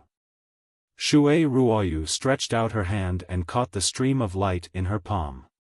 She opened her palm and saw that it was a communication jade slip with a seal on it. This was a secret jade slip that the first elder and second elder used only in emergencies. She raised her eyebrows and released a strand of consciousness from her primordial spirit. She entered the jade slip and checked the information inside. After a while, she put away the communication jade slip and glanced at Ji Tianqing with a strange expression. Ji Tianqing saw the change in her expression and guessed that it was probably a jade slip sent by the sect elder of the hidden god sect. The fact that he had injured the old drunkard and trespassed into the forbidden grounds must have been exposed. As expected, Shui Ruoyu looked at him with a playful expression and asked, Tianqing, before you trespassed into the forbidden grounds, did you beat up the left protector? Cough cough. Ji Tianqing was a little embarrassed. He explained with a smile, Sect Master Shui, I had no choice. Please forgive me. The left protector was guarding the mountain gate. He didn't know the relationship between the hidden god sect and the imperial court, so he stopped me from entering. Fortunately, I knew Shi Zhongjian and was able to enter the sect. But when I went to talk to the second elder about this, the second elder didn't know. I didn't know when the second elder would report this to you, so I had no choice but to trespass into the forbidden grounds. But I didn't expect that the left protector had his eyes on me. When I was breaking the formation, he suddenly appeared and wanted to catch me and punish me. I had no choice but to agree to leave Sunless Peak with him and fight outside. But don't worry, the left protector and I were fighting like gentlemen. We only exchanged 2 or 3 moves. Shui Ruoyu watched him explain the matter without stopping, and she was actually watching with great interest. There was a gentle smile on the corner of her mouth. After he finished speaking, Shui Ruoyu chuckled and asked in return, a battle between gentlemen? You've only exchanged 2 or 3 moves, and you've already beaten him black and blue, leaving him covered in wounds and charred like charcoal? The great elder sent a message saying that the left protector's injuries were quite serious. He would need at least 3 to 5 years to recover. Ji Tianqing rubbed the tip of his nose and smiled awkwardly. About this. I wasn't too sure about the left protector's strength. I didn't hold back at that time and used 60% of my strength. If I knew he was so weak, I would have only used 40% of my strength. Shui Ruoyu didn't know whether to laugh or cry. She shook her head and said, "Sai, your little junior brother is really too monstrous. You are so young, but you have the strength of a half-step primordial spirit realm.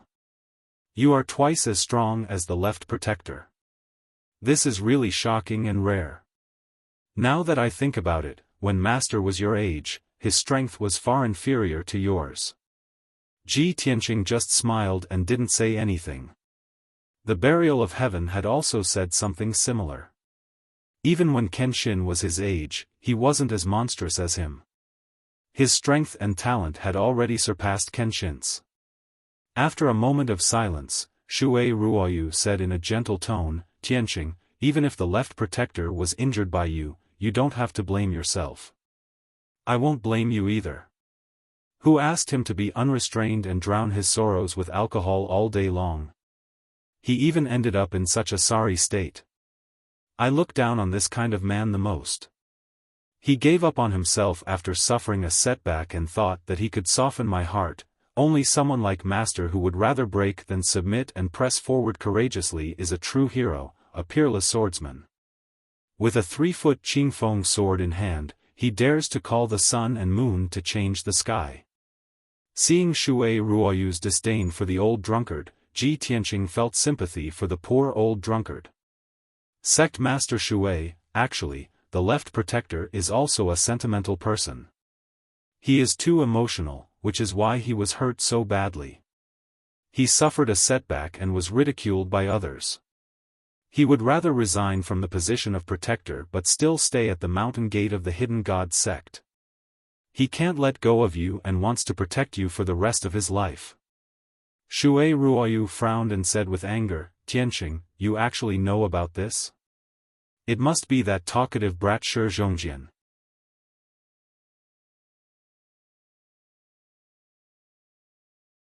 Chapter 1337.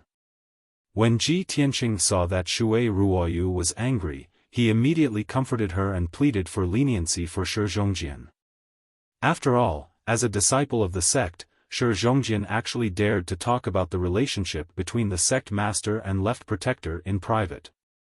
This was a crime of offending one's superior. If it was dealt with according to the sect rules, Shi Zhongjian would have to be confined for 3 to 5 years or be severely beaten up. Luckily, Shui Ruoyu loved and valued this junior brother, Ji Tianqing, very much. After hearing his words of persuasion, Shui Ruoyu's anger dissipated. She inputted a command into the communication jade slip and sent it out. After sending the communication jade letter, she then said to Ji Tianqing, "All right, I have already given the order, they will naturally know how to deal with it. Tianqing, if you have anything to prepare, prepare it now. I will help you refine the divine cauldron later." Ji Tianqing thought for a moment and nodded his head, "I don't have anything to prepare, let us begin now." Shui Ruoyu nodded her head and flew to the center of the cave, landing on the wide sacrificial altar. Ji Tianqing also followed closely behind and landed beside her. The two of them stood on the sacrificial altar and were in the midst of the turbulent flowing fire as they looked at the heavenly dipper god fire cauldron that was 10 steps away. Shui Ruoyu pointed at the divine cauldron and explained to Ji Tianqing, "Tianqing, the divine cauldron has been stored here for many years and has been absorbing the heavenly wind and flowing fire. Its power has already reached its peak. The divine cauldron doesn't look big, but it has a different world and profound principles. The heavenly wind and flowing fire stored in it is enough to turn 10,000 miles of land into a sea of magma. When you refine the divine cauldron, you must not be anxious. More haste, less speed. I will teach you the art of spring wind transforming rain. First, communicate with the heavenly wind and flowing fire in the divine cauldron. After you are compatible with it, you can begin to refine the divine cauldron. Shui Ruoyu was like a kind old granny and also like Ji Tianqing's elder. She patiently explained the key to refining the divine cauldron with a very kind attitude. Ji Tianqing also didn't understand why Shui Ruoyu was so kind to him. It was as though the two of them had known each other for many years and were deeply fated. But he didn't think too much about it. He suppressed these distracting thoughts at the bottom of his heart and listened intently. An hour later, Shui Ruoyu imparted the spring wind and rain secret technique to him. He sat on the altar and cultivated. It took him a full 4 hours to master the secret technique. Then, he began to use the spring wind and rain secret technique, injecting his soul and mana into the divine cauldron to communicate with the heavenly wind and flowing fire in the divine cauldron. In the beginning, the divine cauldron rejected his magic power and divine soul and did not allow him to get close at all. Furthermore, the divine cauldron even released a powerful divine power that pushed him back 100 feet, almost causing him to fall off the altar. Although an ancient and powerful divine artifact like the heavenly dipper god fire cauldron had yet to give birth to an artifact soul, it still possessed sufficient intelligence and intelligence. This was not an inanimate object, but a divine artifact with emotions. Refining it was definitely not an easy task. Later on, with Shui Ruoyu's help, Ji Tianqing's mana and soul gradually came into contact with the divine cauldron. Only then did he truly feel how terrifying the power of the heavenly dipper god fire cauldron was. Even the sword of burial of heaven, which had now reached the level of a half-step divine artifact, could not be compared to the divine cauldron. The power of the divine cauldron was at least 5 times stronger than the sword of burial of heaven. While Ji Tianqing was shocked, he also looked forward to refining the heavenly dipper god fire cauldron as soon as possible. If he could control such a divine artifact, his combat power would increase by several times. At that time, he would be able to dominate the world and sweep everything before him. As time passed, 8 hours passed very quickly. Ji Tianqing used a full 8 hours before the divine cauldron accepted his mana and soul power. He also gradually understood the internal structure of the divine cauldron. He was extremely shocked by the precision and profoundness of the divine cauldron's array formation. Next, his soul and mana began to communicate with the heavenly wind and flowing fire in the divine cauldron. Inside the divine cauldron, there was a ball of silvery white light that wrapped around a ball of dark red liquid. That silvery white light was the heavenly wind, and the dark red liquid was the geocentric flowing fire.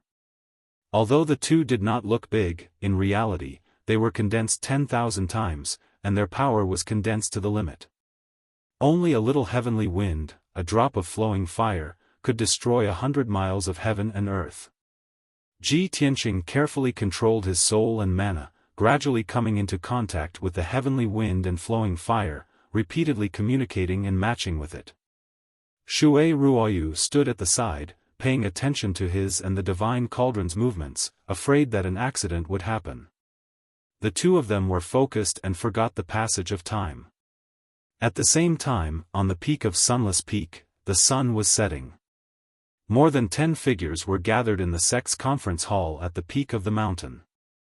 There were men and women among these people, and most of them were middle-aged or elderly. They were all dressed luxuriously and had extraordinary auras. The main seat in the north was sect master Shui Ruoyu's throne. It had always been empty. The second elder and 2 white-haired elders stood on the left side of the hall. The right guardian and the 4 elders stood on the right side of the hall. There was also a young disciple in a white robe who was standing in the middle of the hall with a face full of guilt. He looked pitiful with his head lowered, as if admitting his fault. Without a doubt, this young disciple was Shi Zhongjian. Other than him, the most eye-catching person in the entire hall was the old drunkard who was dressed in rags and had a pitch-black face. The old drunkard sat in the clean and tidy hall, his back leaning against a red pillar with gold paint. He looked miserable and on the verge of death, which made people sympathize with him. The atmosphere in the hall was very oppressive and solemn, and all the elders had ugly expressions. The white-haired elder on the left glanced at the old drunkard, and his gaze landed on Shi Zhongjian. He reprimanded in a dignified voice, "Shi Zhongjian. Look at what you have done. What kind of friend have you made? He's just a kid with an unknown background, and he's obviously up to no good. You actually brought him to our sect? Have you forgotten the sect rules? If you did not invite a wolf into the house, how would the left guardian be injured like this?" Another white-haired elder also reprimanded, "Shi Zhongjian, it's okay if you are muddle-headed, but you shouldn't be so muddle-headed. That kid is powerful and has evil intentions. Who knows what kind of trouble he will cause by barging into the forbidden area. If the sect leader blames you, you will be a sinner of our sect." Seeing the two elders' pained expressions, the second elder hurriedly stood up and consoled them, "Elders, calm down first, don't be so nervous. I have seen Ji Tianqing before, and in my opinion, Ji Tianqing does not look like a sinister and despicable person. Perhaps he has other secrets? Moreover, Zhongjian is still young and seldom goes out to explore. His knowledge and experience are shallow, and his temperament is a little simple. Even if Ji Tianqing wants to harm our sect, Zhongjian was used by the villain. He did not do it on purpose." The two white-haired elders became even angrier when they heard her words. Second elder. Other than this matter, you can't escape punishment either. You have seen that kid before, so why didn't you guard against him?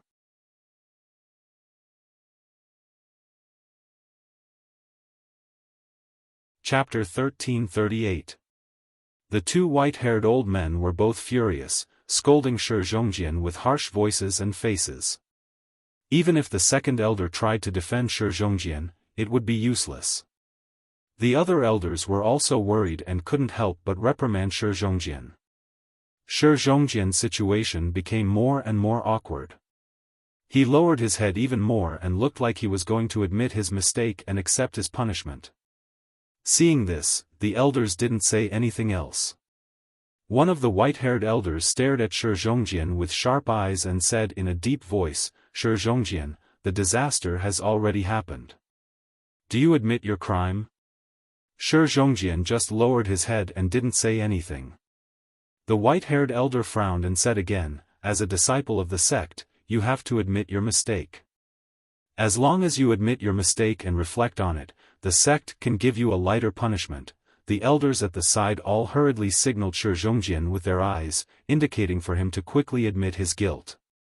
Even Elder Lian Er sent a sound transmission to Shi Zhongjian, "Zhongjian, since things have already come to this, you don't have to insist anymore. Hurry up and admit your mistake to the elders. Everyone is just going through the motions.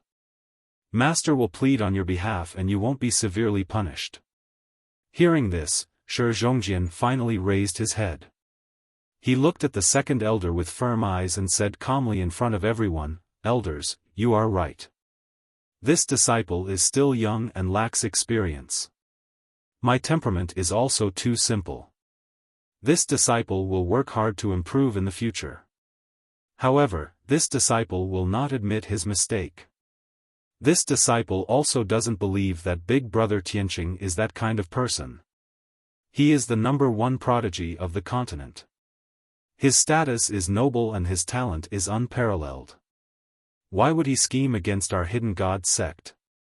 Why would he come all the way here to harm our sect? In short, this disciple will not believe it before the truth comes to light." Shi Zhongjian's eyes and tone were very firm. Even in the face of the elders reprimanding, he didn't back down. But before he could finish speaking, the expressions of all the elders changed, and they all revealed looks of disappointment. The two white-haired elders were so angry that their faces turned ashen. They looked like they were about to blow their beards and stare. "Ridiculous. You traitorous disciple is so stubborn. It's hopeless. Second elder, look at the good disciple you've taught. He's already possessed to such an extent. Since Shi Zhongjian refuses to plead guilty, I ask the elders to sentence him according to the laws of our sect and let him reflect on his mistakes." Everyone looked pained and hateful, and they immediately wanted to convict Shi Zhongjian. The second elder was suddenly full of anxiety. She quickly stepped forward and stood in front of Shi Zhongjian. She said to the other elders, "Elders, it's not that I'm partial to my disciple, but there are still some secrets in this matter. Please don't be impatient." The great elder had already sent a message to the sect leader to ask about the specific situation. After the great elder received the headmaster's reply, the truth of this matter would come to light. At that time, it wouldn't be too late to convict Shi Zhongjian. If Shi Zhongjian is really guilty, as his master, I can't absolve myself from the blame. When the time comes, I will also receive punishment. The second elder's tone was resolute and decisive. It was very firm and contained an unquestionable tone. When the elders saw her reaction, they couldn't continue to be overbearing. They could only cease their banners and cease their drums as they whispered softly. "Indeed, she's worthy of being the most protective elder in our sect." AI. Second elder spared no effort to protect this kid. "Shi Zhongjian, Shi Zhongjian, how can you be worthy of your master's nurturing and protection?" "Alright, let's do as the second elder said." "Everyone wait for a moment." Everyone was silent and the main hall quickly quietened down. Not long after, a tall and sturdy white-haired old man stepped into the main hall with vigorous steps. His complexion was rosy and his eyes were bright. He was holding a jade slip in his hands and his expression was filled with joy. When the people in the main hall saw that this person had arrived, they instantly revealed an expectant expression and hurriedly went up to welcome him.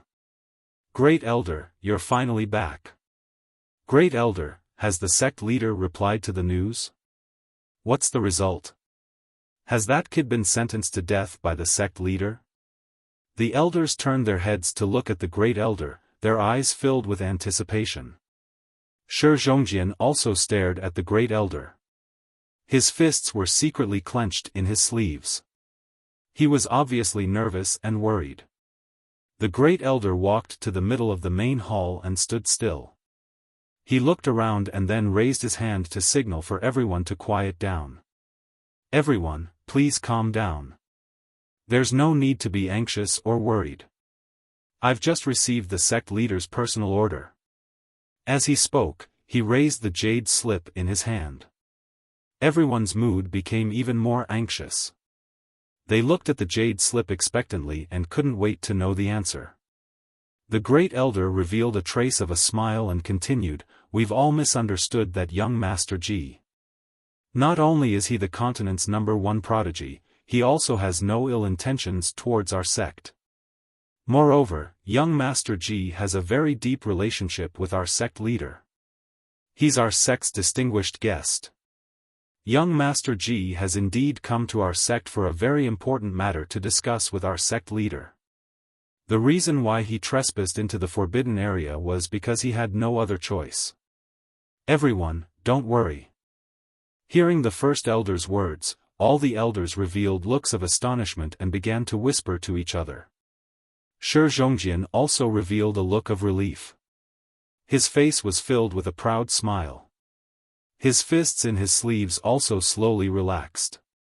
"I knew it. Young Master Ji is definitely not that kind of person. He's a peerless prodigy and also my savior. I've never misjudged him," he muttered to himself.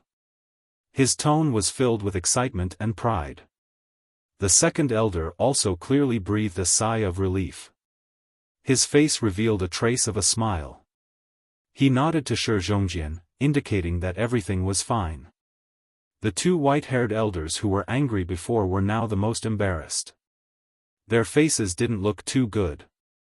The two of them didn't dare to look at Shi Zhongjian's expression. Their eyes were somewhat evasive. At this time, the great elder continued, "In addition, I have a piece of good news to announce. Because of young Master Ji's arrival, our sect leader has ended his seclusion and will come out soon. When the time comes, our sect leader will gather all the elders and deacons to publicly announce something. Although I don't know what it is for now, it's definitely related to our sect's 1,000 years of foundation. Hearing his words, even a fool would know that this matter was definitely related to Ji Tianqing. Moreover, the elusive sect leader Shui had actually appeared because of Ji Tianqing's arrival and wanted to announce something important.